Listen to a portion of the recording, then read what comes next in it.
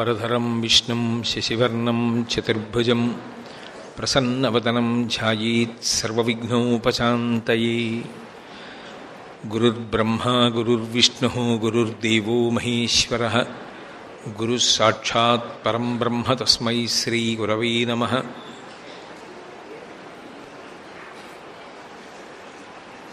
వ్యాసాయ విష్ణురూపాయ వ్యాసరూపాయ విష్ణవే నమో వై బ్రహ్మనిధయే వాసిష్ఠాయ నమో నమః.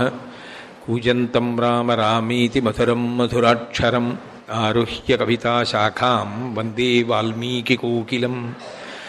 శ్రుతిస్మృతిపురాణానాం ఆలయం కరుణాలయం నమామి భగవత్పాదశంకరం లోకశంకరం. వాగర్ధావివ సంపృక్తౌ వాగర్ధప్రతిపత్తయే జగతః పితరౌ వందే పార్వతీ పరమేశ్వరౌ. సూక్తిం సమగ్రయతున స్వయమేవ లక్ష్మీః శ్రీరంగరాజమహిషీ మధురైఃకటాక్షైః. వైదగ్ధ్యవర్ణగుణగుంభనగౌరవైర్యాం కండూలకర్ణకుహరాः కవయోధయంతి. హైమోర్ధ్వపుండ్రమజహన్మకుటం సునాసం మందస్మితం మకరకుండలచారుగండం బింబాధరం బహుళదీర్ఘకృపాకటాక్షం శ్రీవేంకటేశముఖమాత్మని సన్నిధత్తాం. విమలపటి కమలకుటి పుస్తకరుద్రాక్షసస్తహస్తపుటి కామాక్షి పక్ష్మలాక్షి కలిత విపంచి విభాసి వైరించి. మనోజవం మరుతతుల్యవేగం జితేంద్రియం బుద్ధిమతాం వరిష్టం వాతాత్మజం వనరయూధముఖ్యం శ్రీరామదూతం శిరసా నమామి. ఆపదామపహర్తారం దాతారం సర్వసంపదాం లోకాభిరామం శ్రీరామం భూయో భూయో నమామ్యహం. హరి ఓం. పరమేశ్వర స్వరూపైన సభకి నమస్కారం. చిల్లియుండియు సైరణ చేయునతడు పేదవడియును అర్ధికి ప్రియముతోడ తనకు కలభంగి ఇచ్చునతండు. పుణ్యపురుషులని చెప్పి రారియులు పురువరీణ్య అంటాడు విదురుడు.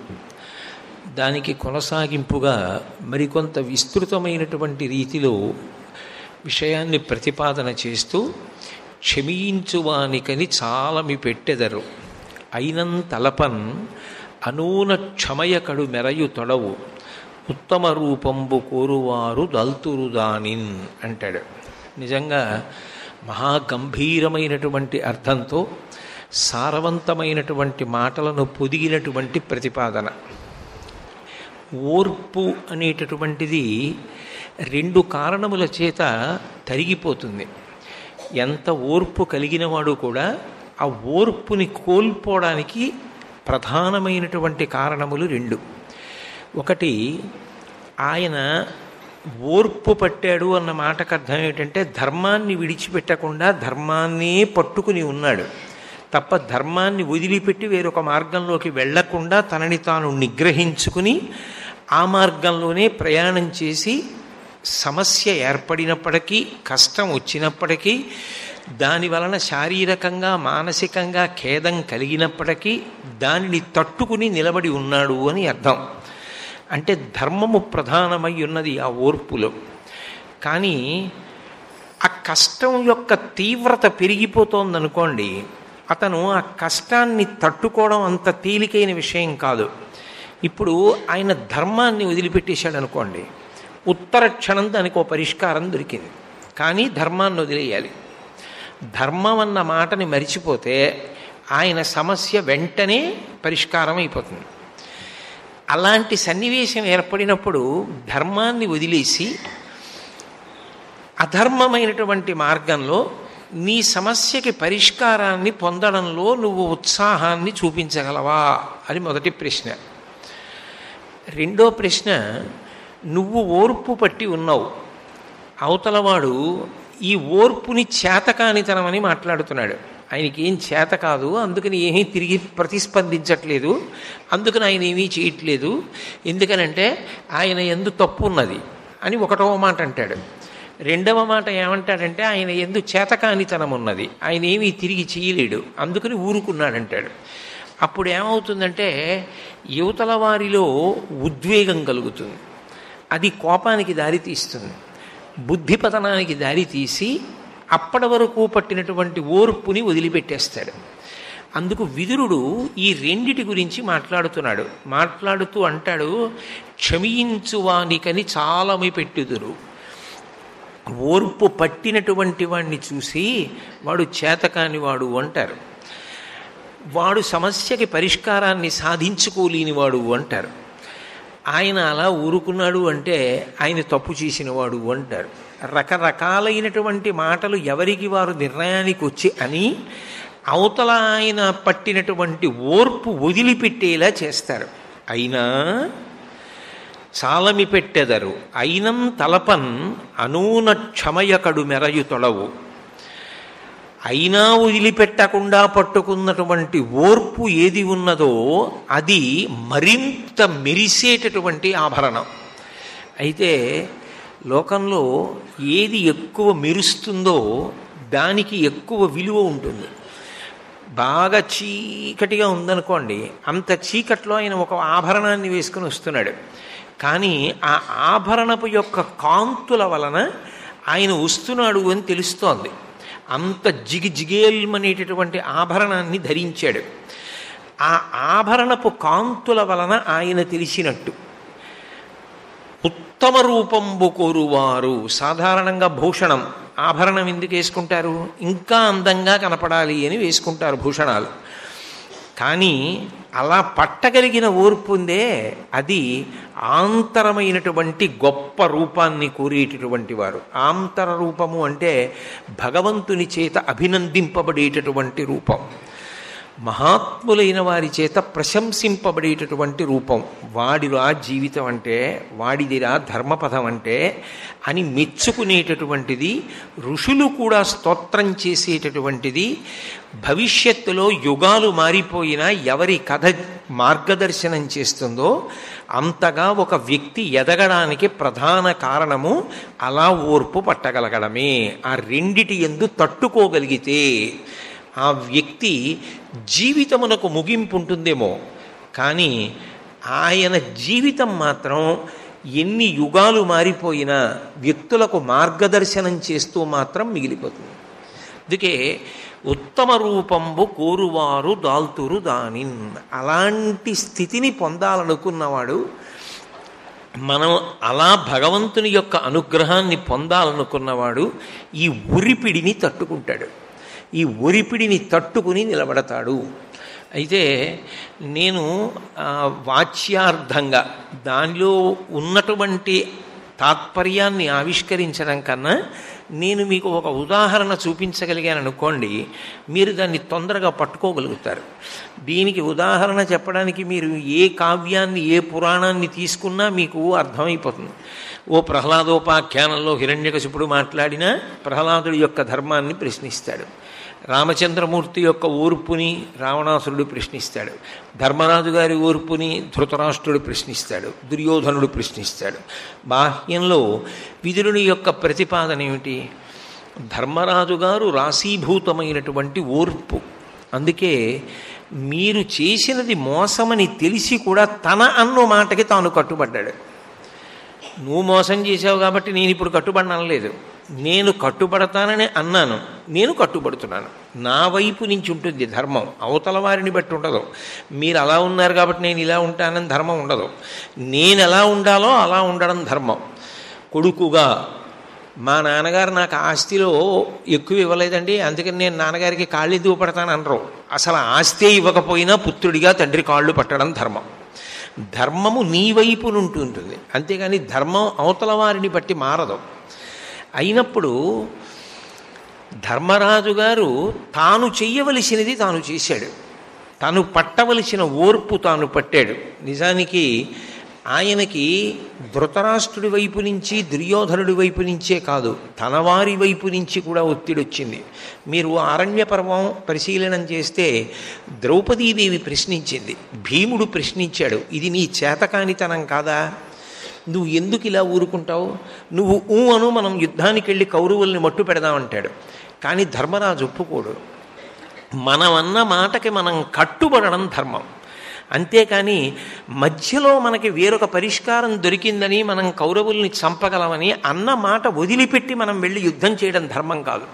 13 ఏళ్ళు పూర్తయిన తరువాతే ఆ మాట అని కట్టుబడి అరణ్యవాసం చేసి అజ్ఞాతవాసం చేసి బయటికి వచ్చి వెంటనే కూడా రాజ్యం ఇస్తావా ఇవ్వవా అని అడిగి వచ్చి మీద పడకుండా ఉపప్లావ్యంలో ఉండి రాయబారం పంపి అంత మర్యాదతో ప్రవర్తించినటువంటి ఓర్పు కలిగిన వాడు ధర్మరాజు. ఆయన ఓర్పుని చేతకానితనంగా భావించిన వాడివి నువ్వు. అరణ్యవాసానికి వెళ్ళాడు బతుకుతాడా, అజ్ఞాతవాసానికి వెళ్ళాడు బతుకుతాడా, ఈ పాటికి క్రూర మృగాలు తినేసి ఉండవా, వాళ్ళు ఎలా అజ్ఞాతవాసం చేస్తారు, వాళ్ళు బయటపడిపోతారు, కాబట్టి వాళ్ళు మళ్ళీ అరణ్యవాసం అజ్ఞాతవాసం చేయవలసిందే, జీవితాంతం వాళ్ళకి కష్టాలే మనకి సుఖాలే, ఇటువంటి మాటలన్నీ అన్నవాడు దుర్యోధనుడు, అంగీకరించిన వాడు ధృతరాష్ట్రుడు. తన ధర్మానికి తాను కట్టుబడి అవతలవాడు ఏమి మాట్లాడినా ఏమి రెచ్చగొట్టినా తనది బలహీనత అన్నా చేతకానివాడన్నా తన ఓర్పుని తాను విడిచిపెట్టనివాడు ధర్మరాజు. అందుకంది ద్రౌపదీదేవి విరాట పర్వంలో యవ్వని గుణలత లేడువారాశుల కడపటి కండపై కలయబ్రాకు అంది. 7 సముద్రాల అవతల కూడా ఎవరి యొక్క గుణలతలు విస్తరించి పాకుతున్నాయో ఆయన ధర్మరాజు అంది. శాశ్వత కీర్తిని పొందుట అన్న మాటకి అర్థం అక్కడ వస్తుంది. ఒక సంఘటన చేసిన ఒక పని కొంత కీర్తిని ఇస్తుంది, అది కాలమునందు శాశ్వతముగా ఉంటుంది అని చెప్పడం కష్టం. కానీ గుణముల వలన ఆవిష్కృతమైనటువంటి కీర్తి శాశ్వతత్వాన్ని పొందుతుంది. కారణం ఈశ్వరానుగ్రహమునకు పాత్రమవుతుంది. అందుకు కృష్ణుడు సారథ్యం చేశాడు.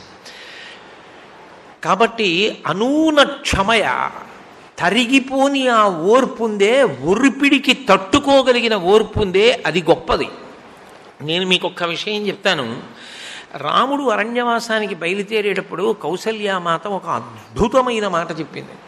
ఇక అది ప్రాతస్మరణీయం, అది అందరూ జ్ఞాపకం తెచ్చుకోవలసిన మాట. ప్రత్యేకించి తల్లులందరూ కూడా శ్లోకాన్ని బాగా కంఠగతం చేయాలి, చేసి ఆ శ్లోకాన్ని ప్రతివారు బిడ్డకి చెప్పాలి. ఎందుకని అంటే నాకు వ్యక్తిగతంగా ఆలోచన చేయగలిగినంత వరకు నాకు అర్థమయ్యే విషయం ఏంటంటే అసలు ధర్మము ఎవరి వలన నిలబడుతుంది అంటే కేవలము 3 వలన మాత్రమే ఎక్కువగా నిలబడుతుంది. ఒకటి తల్లి వలన నిలబడుతుంది. తల్లి నాన్న బొట్టు పెట్టుకోకుండా వెళ్ళవద్దు, బొట్టు పెట్టుకోవడం అలవాటు చేసుకో, బొట్టు పెట్టుకోవాలి అని అమ్మ చిన్నప్పుడు బొట్టు పెట్టి పంపడం అలవాటు చేసింది అనుకోండి, ఆయన తరువాత ఎంత పెద్ద అధికారి అయినా బొట్టు పెట్టుకుంటాడు. పొద్దున్న లేవగానే ముందు కాసేపు భగవంతుడి దగ్గర కూర్చుని భగవంతుడిని ప్రార్థన చెయ్యాలి అని అమ్మ చెప్పిందనుకోండి, అది పిల్లవాడికి శిలాశాసనం. అమ్మ చెప్పిన మాటలు పిల్లలు మర్చిపోరు. అందుకే నిజానికి ధర్మం ఎవరి వలన నిలబడుతుంది అంటే అమ్మ వలన నిలబడుతుంది. రెండవది, ధర్మాన్ని నిలబెట్టగలిగినటువంటి వాళ్ళు అర్చకులు. నేను ఈ మాట అనుభవంతో అంటున్నాను. ఎన్ని పుస్తకాలు చదివినా, ఎన్ని ప్రవచనాలు విన్నా, దేవాలయానికి వెళ్ళేటటువంటి వాళ్ళు అందరూ మాత్రం ఒకే భావనతో వెళ్ళరు. ఒక వైద్యశాలకు వెళ్ళారనుకోండి, ఏమండి ఇక్కడికి ఎందుకు వచ్చారని అడగక్కర్లేదు, అనారోగ్యంతో ఉన్నాడు కాబట్టి వచ్చాడు, లేకపోతే వచ్చిన వాడికి సాయం వచ్చాడు, అంతకన్నా ఇంకొకటి ఉండదు అక్కడికి. ఏదో సరదాగా చూద్దామంటే వచ్చేవాళ్ళు ఎవరు ఉంటారు? ఏ నా బోటిగాడో ఎప్పుడో ఏడాదికో 10 ఏళ్ళకోసారి అలా ఎక్కడికన్నా వెళ్తాడు, ఎవరన్నా చూపించడానికి తీసుకెళ్తే తప్ప అది సరదాగా వెళ్ళే ప్రదేశాలు కావు కదా అవి. కానీ దేవాలయానికి ఎందుకు వస్తారు అంటే దానికి కారణాలు ఉండవు. దేవాలయానికి అపారమైన ఆర్తితో వస్తారు. అకస్మాత్తుగా భర్తకు అనారోగ్యం రావచ్చు, భార్యకు అనారోగ్యం రావచ్చు, బిడ్డలకు అనారోగ్యం రావచ్చు, ఓ పరీక్ష కడుతూ ఉండొచ్చు, ఓ ఉద్యోగం కోసం వెళుతూ ఉండొచ్చు, ఏదో ఆర్తి కలగచ్చు, జిజ్ఞాసు అయి భగవంతుడి గురించి తెలుసుకోవాలనుకోవచ్చు, ఓ సేవ చేయడానికి వెళ్ళచ్చు. అసలు మనిషికి భగవంతుడికి ఏమిటి సంబంధం అన్నది ఆయన్ని అడిగి ధ్యానం చేద్దామని వెళ్ళచ్చు. అక్కడ ఉన్న మంచి విషయాలు చదివి దాని గురించి ఆలోచించడానికి వెళ్ళచ్చు. అక్కడ ఓ రాజోపచారంలో పాట పాడడానికి వెళ్ళచ్చు, నృత్యం చేయడానికి వెళ్ళచ్చు, వాద్యం మ్రోగించడానికి వెళ్ళచ్చు, గుడిలో సేవ చేయడానికి వెళ్ళచ్చు, మంచి మాటలు చెప్పడానికి వెళ్ళచ్చు, మంచి మాటలు వినడానికి వెళ్ళచ్చు. ఇందుకే వెళ్ళాడని ఎలా చెప్పగలరు గుడిలోకి? అది వ్యక్తిత్వ వికసన కేంద్రం. మనిషిని మనిషిగా చెక్కగలిగినటువంటిది దేవాలయం. దేవాలయం ఏం చేస్తుంది అంటే దేవాలయం లోపలికి వెళ్ళి బయటికి వస్తే లోపలికి వెళ్ళిన వ్యక్తి వేరు, బయటికి వచ్చిన వ్యక్తి సమాజమునకు ఉపయుక్తమవుతాడు. ఎందుకంటే సమాజమునకు తనకు ఉన్న అనుబంధమును తెలుసుకుంటాడు. ఈ లోపల ఉన్న శారద ఉన్నదే ఆ తల్లి మా అందరికీ అమ్మ, మనందరికీ అమ్మ. అప్పుడు మీ అందరు ఏమవుతారు? నా అక్క చెల్లెళ్ళు అవుతారు. వీళ్ళందరూ ఎవరవుతారు? నా అన్నదమ్ములు అవుతారు. మనని ఒక కుటుంబం చేసినది ఎవరు? ఆ లోపల తల్లి. ఇప్పుడు నేను ఆ గుళ్ళోకి వెళ్ళి ఇక్కడికి వచ్చి కూర్చుంటే మీతో మాట్లాడుతున్నప్పుడు నా భావన పవిత్రం, మిమ్మల్ని చూసినప్పుడు నా భావన పవిత్రం. మీరు ఏదో కష్టం చెప్తే నేను మిమ్మల్ని ఒక అక్క చెల్లెలుగా భావించి ప్రేమతో ప్రతిస్పందిస్తాను. నన్ను ఒక మనిషిగా ఇప్పుడు ఎవరు తీర్చిదిద్దారు? ఒక దేవాలయం తీర్చిదిద్దుతుంది. వైద్యశాల ఏం చేస్తుంది? శరీరాన్ని మాత్రమే తీర్చిదిద్దగలదు, శరీరమునకు వచ్చినటువంటి రోగాన్ని దిద్దగలదు. మనిషిని మనిషిగా బ్రతికించగలిగినది దేవాలయం. అందుకే దేవాలయాలు పవిత్రంగా ఉండాలనడానికి కారణం అదే. ఎన్ని చదివినా ఎన్ని విన్నా ధర్మము దేని వలన నిలబడుతుంది అంటే అర్చకుల ప్రేమ వలన నిలబడుతుంది. లోపలికి వెళ్ళినప్పుడు పరమ ప్రేమాస్పదుడై కన్నుల నీరు పెట్టుకొని భగవంతుడి దగ్గర ఉద్వేగంతో ఒకరు నిలబడ్డారనుకోండి, దేనికి బాధపడుతున్నారు? బెంగ పెట్టుకోకండి, భగవంతుడు ఉన్నాడు, మీకు శ్రేయస్సు చేస్తాడు అని ఇంత అరటిపళ్ళ అత్తలం ఇవ్వక్కర్లేదు. ఇంత కుంకం పట్టుకొచ్చి చేతిలో వేశాడనుకోండి, ఇంత విభూతి చేతిలో వేశాడనుకోండి, వచ్చిన వాళ్ళతో ఎంతో ప్రేమతో మాట్లాడాడనుకోండి, ఏం బెంగలేదు. చక్కగా బాగా ఆలోచించి రై, నీకు అన్నీ వచ్చు, చదువుకున్నావు, కంగారు పడకవు అన్నాడు అనుకోండి. రామాలయంలో ఉన్న అర్చకుడు ఈ మాట చెప్తే రాముడే చెప్పాడని నమ్ముతాడు వచ్చిన విద్యార్థి. ఎందుకమ్మా బెంగ పెట్టుకుంటారు? ఏం బెంగలేదు, మీ వారు ఆరోగ్యంగా ఉంటారు, ఈ కుంకం పెట్టండి అని శారద దగ్గర ఉన్న అర్చకుడు కుంకం ఇచ్చాడు అనుకోండి, అక్కడ ధర్మం నిలబడుతుంది, అక్కడ భక్తి నిలబడుతుంది. భక్తిని ధర్మాన్ని నిలబెట్టగలిగినవి దేవాలయాలు, దేవాలయాలలో ఉన్న అర్చకులు. అందుకే నా దృష్టి వెళ్ళినంత వరకు వాళ్ళ కర్తవ్యం చాలా చాలా గొప్పది. మూడవ వారు ధర్మ ప్రచారకులు. ముందు అసలు చెప్పేవాడికి ఎంత నమ్మకం ఉండి చెప్పాడన్నది చాలా ప్రధానం. ఒక పుస్తకాన్ని చదివి నోటితో చెప్పడం నాలా ఒక ఎత్తు, చెప్తున్న విషయాన్ని పరిపూర్ణంగా నమ్మి చెప్పడం ఒక ఎత్తు. రామచంద్రమూర్తికి రావణాసురుడితో యుద్ధం జరుగుతుంటే అగస్త్యుడు ఆదిత్య హృదయాన్ని ఉపదేశం చేయడానికి వచ్చాడు. ఆదిత్య హృదయాన్ని ఉపదేశం చేసిన అగస్త్యుడు రావణ సంహారం అయ్యే వరకు అక్కడ లేడు. జగామచ యథాగతం, వెళ్ళిపోయాడు. ఎందుకు వెళ్ళిపోయాడు? నేను ఆదిత్య హృదయం ఉపదేశం చేసిన తర్వాత ఇంకా రావణ సంహారం జరుగుతుందా జరగదా అని నేను ఇక్కడ నిలబడి చూడాలా? నేను ఆదిత్య హృదయం ఇచ్చాను, రావణ సంహారం అయిపోతుంది. తెలియక వీళ్ళు చూస్తారేమో, నేను చూడక్కర్లేదు, అయిపోయినట్టే, నాకు సంబంధించినంత వరకు వెళ్ళిపోయాడు. తను ఇచ్చిన మంత్రం మీద, తాను చెప్పిన విషయం మీద ఋషికంత నమ్మకం ఉంది. ధర్మ ప్రచారం చేసేవాడికి తాను చెప్పే విషయం మీద తనకి అంత నమ్మకం ఉండాలి. కలడు కలండనుడు వాడు కలడో లేడు అని తను చెప్పే దాని మీద తనకే నమ్మకం లేకుండా ప్రతిపాదిస్తే తానే నమ్మనిది ఇతరులు నమ్మడానికి ఎలా కారణమవుతుంది? అందుకే సర్వసాధారణంగా ధర్మం నిలబడడానికి ప్రధాన కారణం ఎక్కడుంటుంది అంటే మొట్టమొదట తల్లి మీద ఆధారపడుతుంది. అందుకే రామాయణంలో ఈ శ్లోకాన్ని పెద్దలు ఏమంటారంటే తల్లులు కంఠగతం చెయ్యాలంటారు. శరీరంతో ఉన్నంతకాలం ధర్మం ధర్మం ధర్మం అని అలమటించిపోయిన మహాపురుషులలో ఒకరు కంచి కామకోటి పీఠాధిపత్యం వహించిన మహాపురుషులు చంద్రశేఖరేంద్ర సరస్వతి మహాస్వామి. వారు తరచుగా సభల్లో చెప్పేవారు, ఈ శ్లోకం ప్రతి తల్లి నేర్చుకోవాలి, ప్రతి తల్లి తన బిడ్డకి ఈ శ్లోకం చెప్పి రామాయణాన్ని చెప్పాలి. తల్లి నోటి వెంట రామాయణం మొదలైతే ఇక్కడ మొదలవ్వాలనేవారు. యం పాలయసి ధర్మం త్వం ధృత్యాచర్యమేనచ సవై రాఘవశార్దూల ధర్మస్త్వామభిరక్షతు.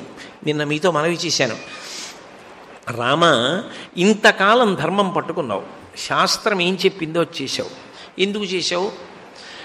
నీకు వ్యతిరేకమైన సందర్భములు కనపడలేదు, నీకు కష్టమేం రాలేదు, హాయిగా దశరథ మహారాజు గారికి కొడుగ్గా పుట్టావు, అంతఃపురంలో పెరిగావు, వశిష్ఠుడు గురువు, విశ్వామిత్రుడి వెంట వెళ్ళావు, ఎన్నో తెలుసుకున్నావు, ఎన్నో మంత్రములను పొందావు, ఎంతో ధనుర్విద్య పొందావు. జనక మహారాజు గారికి అల్లుడు అయ్యావు, సీతామహాసాధ్వికి భర్త అయ్యావు, అంతఃపురానికి తిరిగి వచ్చావు. మీ నాన్నగారు యవ్వరాజ్య పట్టాభిషేకం చేస్తా అన్నారు. నీకు ధర్మాన్ని అనుష్ఠానం చేయడానికి ఏమిటి ఇబ్బంది? కానీ రామా, నువ్వు ఇంతకాలం ధర్మాన్ని పట్టుకున్నావు, ఇప్పుడు నీకో పరీక్ష వచ్చింది. యవ్వరాజ్యం పోయింది, అరణ్యవాసం వచ్చింది, కట్టుబట్టలతో కాదు నారబట్టలతో వెళ్ళవలసి వచ్చింది, చెప్పులు లేకుండా వెళ్ళవలసి వచ్చింది, దండకారణ్యంలోకి వెళ్ళవలసి వచ్చింది. ఇప్పుడు నువ్వు వెళతానండం తేలిక. వెళ్ళాక మొదటి ప్రశ్న ఎవరు వేస్తారంటే నీ మనసు వేస్తుంది. నువ్వు పట్టుకున్న ధర్మం నిన్నేం కాపాడిందని అడుగుతుంది. నువ్వు ఇంతకాలం ధర్మం పట్టుకున్నావు కదా, ఇంతకాలం ధర్మం పట్టుకుంటే నీకు యవ్వరాజ్యం పోయింది. నువ్వేం తప్పు చేసావని పోయింది?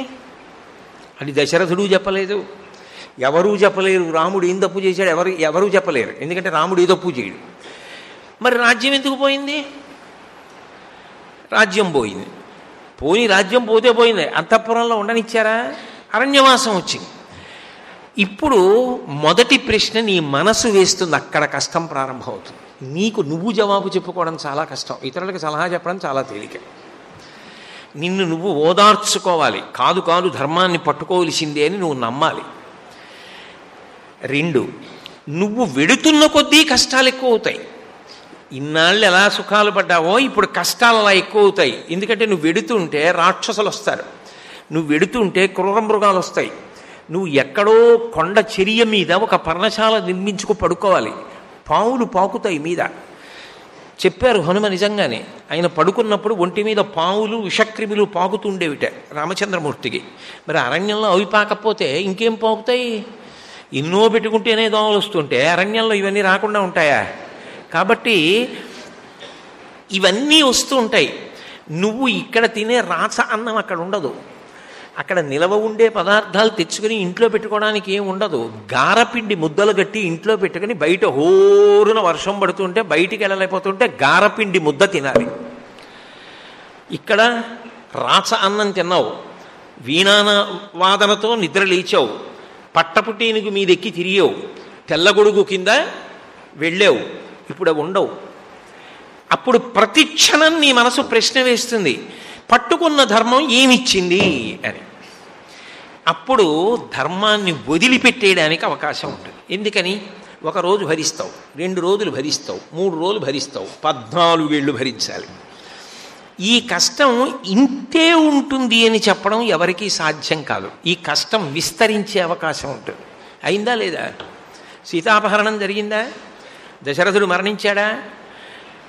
అడవికి వెళ్ళిన తర్వాతే కదా తండ్రి గారు చనిపోయాడు. రాజధాని మారిపోయిందా? అయోధ్య నుంచి ఆ భరతుడు నందిగ్రామానికి వెళ్ళిపోయాడా? అంత బాధపడుతూ తమ్ముడు వెళ్ళిపోయాడు. ఓ తమ్ముడు బాధపడుతూ తన వెంట వచ్చేశాడు. నమ్ముకున్న భార్యని ఎవడో ఒక రాక్షసుడు ఎత్తుకుపోయాడు. నమ్ముకున్న జటాయువు చచ్చిపోయాడు. అయినా ధర్మం పట్టుకోవాలంటే ఏమిచ్చిందని పట్టుకోవాలి? ఎలా ఓర్పు పట్టాలి? బాగా నేను అన్న మాటకి మీరు పట్టుకునే ప్రయత్నం చేయాలి. ధర్మము క్షమ మధ్య ఉండేటటువంటి వ్యత్యాసం చాలా సన్నటిదని చెప్తున్నాను నేను. ధర్మమే క్షమ, క్షమయే ధర్మము. ఓర్పు పట్టుట అంటే నిష్కారణ ఓర్పు అని కాదు, ధర్మము నుండి చ్యుతి పొందకుండుట. నీ మార్గము నుండి నువ్వు తప్పిపోకూడదు, తప్పిపోకుండా ఊంచుకు నిలబడాలి. ఇన్ని కష్టాలు వచ్చినా ధర్మాన్ని పోని పట్టుకుని తాను ధర్మం తప్పకుండా అలాగే ఉన్నాడు. బాగుంది. కానీ ఒక చోట అగ్ని పరీక్ష వచ్చింది. ఒక్కసారి చాలు, ఒకేసారి రామాయణంలో రాముడు ధర్మం వదిలేస్తే ఒక కాండ లేదు. ఇంకా ఒక కాండేమి 2 కాండలు లేవు. కిష్కింధకాండ సమయానికి వాలితో స్నేహం చేసుకున్నాడు అనుకోండి రాముడు. వాలి చిటికేసి పిలిస్తే వస్తాడు రావణాసురుడు, అంత భయం. ఎందుకంటే 4 సముద్రాల్లో ముంచి పైకెత్తాడు వాలి రావణుణ్ణి. 10 తలల పురుగా ఎవడరా నువ్వని అడిగాడు. వాళ్ళిద్దరికీ సంధి ఉంది, అపవిత్ర సంధి. నీకు దొరికినవి నువ్వు అనుభవించి నాకి నేను అనుభవిస్తాను, నాకు దొరికినవి నేను అనుభవించి నీకు ఇస్తాను. అంత అపవిత్రమైన సంధి. వాలి అంటే రావణుడికి భయం. వాలి చిటికేసి రావణుణ్ణి పిలిచి సీతమ్మని రాముడికి ఇచ్చేయంటే ఇచ్చేస్తాడు, అయిపోయింది రామాయణం. కానీ రాముడు అలా తీసుకోవాలా, ఆ మార్గాన్ని ఎంచుకోవాలా. వాలితో సంధికి రాముడు ఒప్పుకోలా. ఎందుకు ఒప్పుకోలా? వాలే ధర్మాన్ని పాటించలేదు. తమ్ముడు బ్రతికున్నాడని తెలిసి తమ్ముడి భార్యని తన భార్యగా పక్కన కూర్చోపెట్టుకున్నవాడు, ఆ స్థానమునందు ఆమెని ఉంచి భోగించినవాడు. ధర్మము తప్పిపోయిన వాడితో నాకు స్నేహం ఏమిటి? నాకొద్దు. ధర్మము తప్పని వాడితో స్నేహం చేసి నేను కష్టం ఎక్కువైనా పడి నా భార్యని తెచ్చుకుంటాను తప్ప ధర్మం తప్పిన వాడితో స్నేహం చేసి నా భార్యని పొందనన్నాడు. అది రాముడి ధర్మం. ఇప్పుడు ఏమైంది? సుగ్రీవుడితో స్నేహం చేశాడు. సుగ్రీవుడికి రాజ్యం లేదు, వాలి వధ చేయవలసి వచ్చింది. వాలి వధ అయిపోయింది. సుగ్రీవుడు వాలి అంత శక్తివంతుడు కాడు. దశ దిశలకి వానరుల్ని పంపించాడు. జాడ తెలిసింది, సేతువు కట్టాడు, యుద్ధానికి వెళ్ళాడు. ఎంత కష్టపడి యుద్ధం చేశాడు! రామరావణ యుద్ధం ఏం మాటలా? ఆ రాక్షసులకి వానరులకి మధ్య జరిగిన యుద్ధం, అంత పెద్ద యుద్ధం జరిగింది. అప్పుడు రావణుణ్ణి గెలిచాడు. అప్పుడు సీతమ్మని తీసుకొచ్చాడు. అప్పుడు కూడా రామాయణంలో ఒక ప్రశ్న ఇప్పటికీ మిగిలింది. కొంతమంది ఏమని అడుగుతారంటే, ధర్మాన్ని పట్టుకుని రాముడు సుఖపడ్డా, ధర్మాన్ని వదిలేసి రావణాసురుడు సుఖపడ్డా? బాహ్యంలో విచారణ చేశారనుకోండి, హాయిగా తన ఇంట్లో తానుండి కాంచనలంకలో అన్ని భోగాలు అనుభవిస్తూ చిట్ట చివర వచ్చి ఇంటికి వచ్చి చంపేసిన రాముడి చేతిలో చచ్చిపోయి రావణాసురుడు సుఖపడ్డాడు కదా, రావణుడు ఏం సుఖపడ్డాడు ధర్మాన్ని పట్టుకుని అంటారు. దానికి జవాబు ఏమిటంటే, ధర్మాన్ని పట్టుకోవడమే పెద్ద సుఖం, ధర్మాన్ని వదలడమే పెద్ద దుఃఖం. ధర్మాన్ని వదిలి సుఖాన్ని పొందినట్టు కనపడినా అది నిజానికి సుఖమే కాదు, దుఃఖం. ధర్మాన్ని పట్టుకుని ధర్మ విరుద్ధమైన సుఖం నాకు అక్కర్లేదని వదిలి ఒరిపిడికి గురైనా అది నిజమైన సుఖం. ఇప్పుడు ఏమైంది? అలా వెళ్ళినందుకు రామకథ శాశ్వతంగా మిగిలిపోయింది. అందుకు కదూ రామాలయం కడతారు, అందుకు కదూ రామనామం చెప్తారు, అందుకు కదూ రామాయణం ఇంట్లో పెట్టుకుంటారు, అందుకు కదూ శ్రీరామరక్ష సర్వజగద్రక్ష అంటారు. ధర్మమునందు పూనిక. ఇప్పుడు రాముడు ఈ రెండు సందర్భాలలో అనేక సమయాలలో సీతమ్మ దగ్గరికి వెళ్ళి ఇంకా రాముడు ఎక్కడున్నాడనేవాడు, రాముడు నా ముందు ఎక్కడ నిలబడతాడనేవాడు. నిజంగా రాముడు వచ్చినప్పుడు కూడా అంత తృణీకరించి ప్రవర్తించాడు. అయినా రాముడు సహనాన్ని వదిలిపెట్టలేదే, ధర్మాన్ని ఎక్కడ వదిలిపెట్టలేదే. చిట్ట చివరికి రాక్షసుడి తమ్ముడు విభీషణుడిని తెలిసున్నప్పటికీ ఆయన వచ్చి శరణాగతి అడిగితే వాడు ఎవరైనా కానీ మోసం చెయ్యడానికే వచ్చినవాడైనా సకృదేవ ప్రపన్నాయ తమాస్మీత యాచతే అభయం సర్వభూతేభ్యో దదాం ఏ తద్వ్రతం మమ, నా దగ్గరికి వచ్చి రామా నేను నీవాడనంటే వాడికి అభయం ఇచ్చేస్తాను. అది నా వైపు నుండి నా కర్తవ్యం, నా ధర్మం, అది నేను వదలను. వాడు ఒకవేళ కుట్రతోనే రాని, నా ధర్మాన్ని మాత్రం నేను వదలను. నీ ధర్మం పట్టుకుని ఉండగా వాడు కుట్ర బుద్ధితో వచ్చినా వాడు నెగ్గలేడు. ఇనపగొట్టం అగ్నితప్తమై కాలిపోతూ వేడితో ఉండగా లోపలికి చెదపురుగు ఎలా ప్రవేశిస్తుంది? ప్రవేశించలేదు. దాన్ని ఎలా చేత్తో పట్టుకుంటారు? పైకి అగ్ని కనపడకపోవచ్చు, కానీ అది అగ్ని యందు తప్తమైంది. ఆ గొట్టాన్ని పట్టుకునే ప్రయత్నం చేస్తే చేతులు బొబ్బలెక్కుతాయి. రాముడు ధర్మం పట్టుకుని ఉండగా రాముడికి హాని చేద్దామని ప్రయత్నిస్తే ఒళ్ళు బొబ్బలెక్కుతుంది. నా ధర్మము నాకు రక్ష. ఈ నిలబడగలగడం ఉందే, ఈ ధృతి, ఆ పట్టుదల, ఆ నమ్మకము, ఆ విశ్వాసము, ఆ శ్రద్ధ, ఒరిపిడిని తట్టుకోగలగడం, ఏది ఏమైనా నేను ఈ ఓర్పుతో దీనిని ఇలాగే పట్టుకుంటాననడానికి దాని యందు ఉన్న ప్రబల విశ్వాసమునకు అనూనక్షమ అని పేరు. అది ఈ రెండు కారణముల చేత చ్యుతిని పొందదు. అవతలవాడు ఎంత రెచ్చగొట్టనివ్వండి, ఎంత తిట్టనివ్వండి, తన స్థానము నుండి తాను కదలడు, తాను కిందకి దిగడు, తాను అలాగే నిలబడతాడు. కారణం, తన ధర్మం తాను వదిలిపెట్టేసేయకూడదు.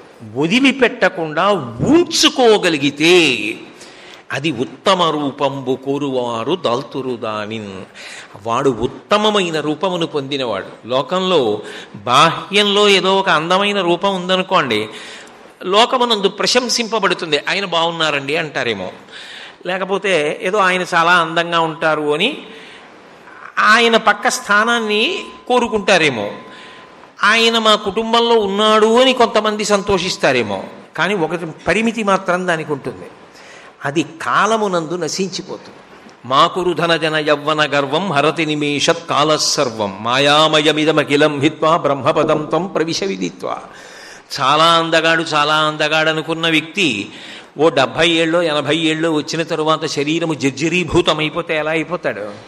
ఇంకేమీ అందము, శరీరము వడవడలాడిపోయి అందము నశించిపోతుంది. కానీ ఎవడు ఓర్పు పట్టాడో, ఎవడు ధర్మం పట్టుకున్నాడో వాడి అందం బాహ్యమైన అందం కాదు, అది ఆంతరమైన అందం, అది అద్భుతమైనటువంటి అందం, అది ఈశ్వరుని యొక్క అనుగ్రహమునకు కారణమైన అందం. అటువంటి అందం కథగా లోకమునందు యుగములు మారిపోయినా చెప్పబడుతుంది. ఆ వ్యక్తి శాశ్వతంగా అలాగే నిలబడిపోతాడు. ఆయన శరీరాన్ని త్యాగం చేయొచ్చేమో, రాముడు సరయూ ప్రవేశం చేసి అవతార పరిసమాప్తి చెయ్యొచ్చేమో, కానీ రాముడు వెళ్ళిపోవడం అన్నది లేదు. రాముడు ఇప్పటికీ ఉంటాడు, లోకాన్ని రక్షిస్తూనే ఉంటాడు. ఎలా? మన మనసుల్ని ధర్మం వైపుకి తిప్పి ధర్మమును అనుష్ఠింపచేసి కాపాడుతూ ఉంటాడు. ఈ రెండు ఉర్రిపిడులకు తట్టుకుని నిలబడగలిగినటువంటి స్థితిని పొందితే వాడు అద్భుతమైనటువంటి ఆభరణమును ధరించినవాడు. ఆ ఆభరణమును ధరించినవాడు ఉత్తమ రూపమును పొందినవాడు. ఆ ఉత్తమ రూపమును పొందినవాడు పరమోత్తముడైనటువంటి పరమేశ్వరుని చేత ప్రశంసింపబడినవాడు అవుతాడు. వాడి కథ లోకంలో ఏదో కొన్నాళ్ళు ఉండడానికి పనికొచ్చేటటువంటి కథగా సామాన్యమైన రచయితల చేత వ్రాయపడే కథ కాదు. సాక్షాత్ చతుర్ముఖ బ్రహ్మగారు వచ్చి ఉపదేశం చేసి భూత భవిష్యత్ వర్తమాన కాలములు ఆచమనం చేస్తే నీకు అర్థమవుతాయని వరం ఇస్తే వాల్మీకి మహర్షి చేత రచయింపబడి సముద్రములు, పర్వతములు, భూమి, నదులు ఉన్నంత కాలము ఈ రామాయణము ఉంటుంది అని వర్ణింపబడిన కథ. ఆయనము అంటే కదలిక, రామాయణము అంటే రాముని కదలిక.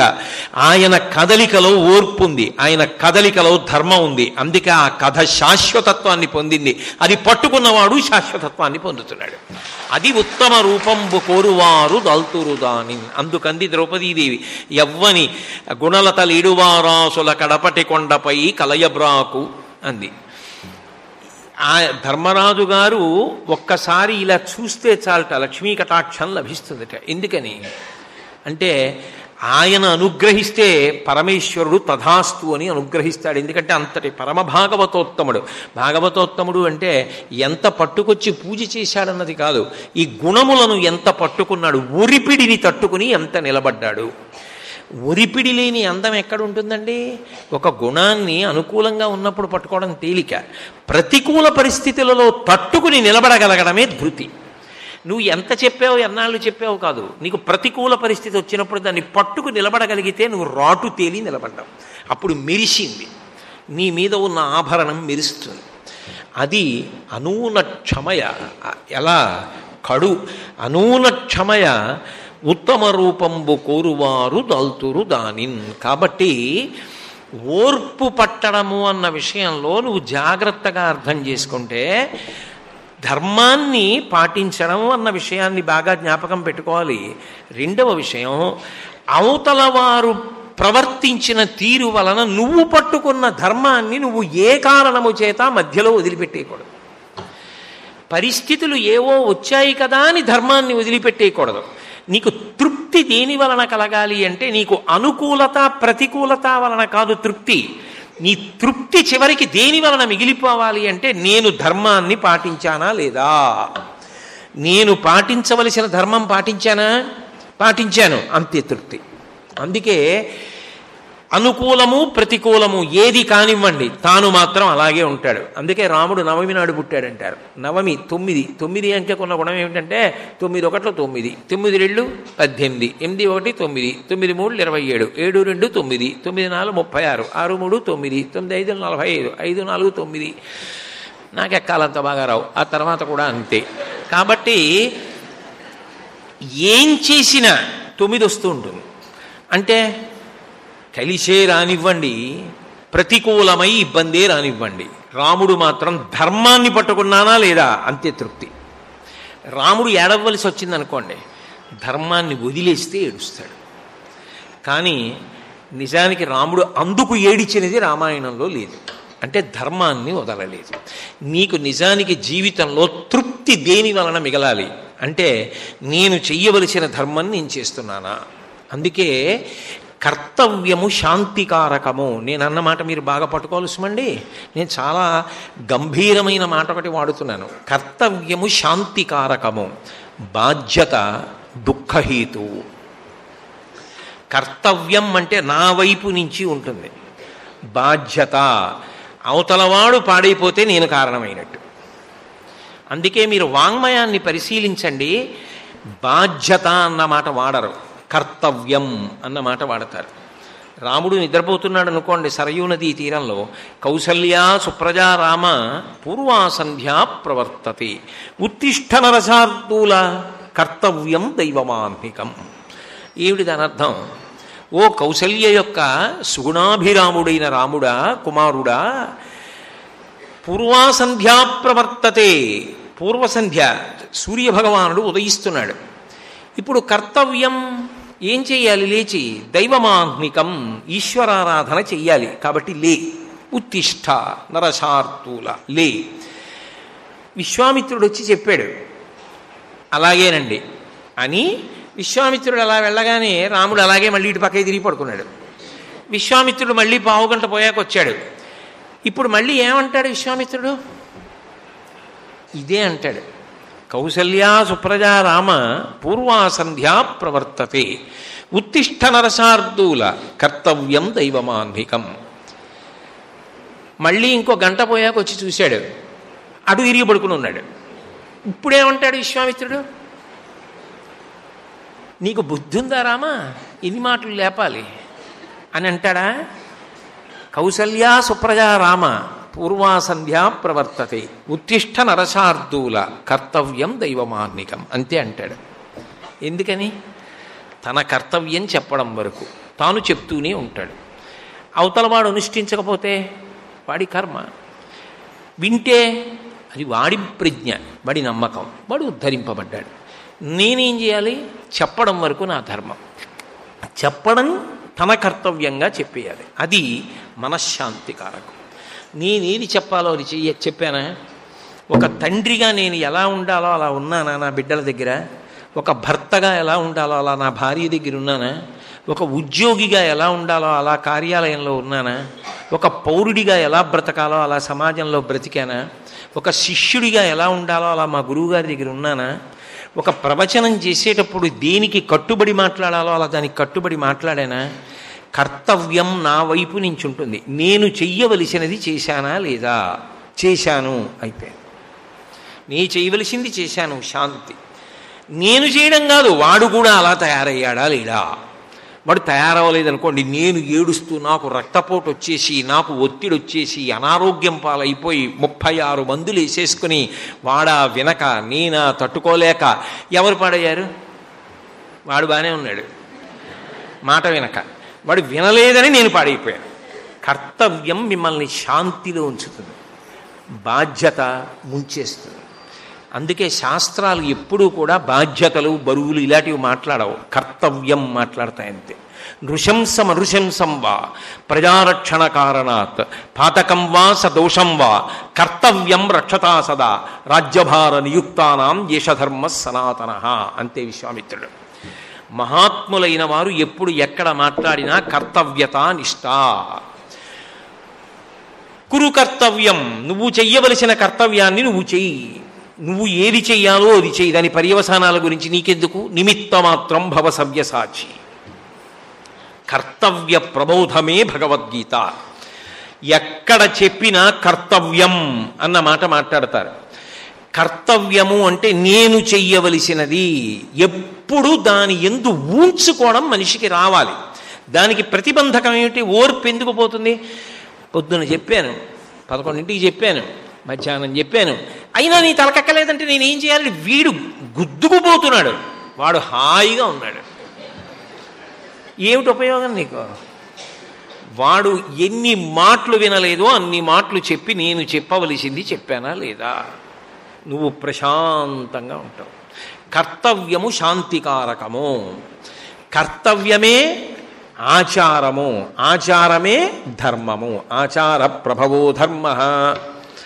అందుకే నువ్వు అవతల వారి వలన ప్రభావితుడవైపోయి నువ్వు బురదలో దిగిపోకుండా, నువ్వు చెయ్యవలసిన దానిలో వైక్లభ్యమును పొందకుండా, నువ్వు చెయ్యవలసింది మాత్రం తడబాటు లేకుండా నువ్వు శాస్త్రమునకు కట్టుబడి చేసుకుంటూ వెళ్ళాలి. నువ్వు చేసేటప్పుడు నీకేది ప్రమాణం? కర్తవ్యం. నువ్వు ఏది చెయ్యాలన్నా తస్మాత్ శాస్త్రం ప్రమాణంతే కార్యాకార్య వ్యవస్థితం.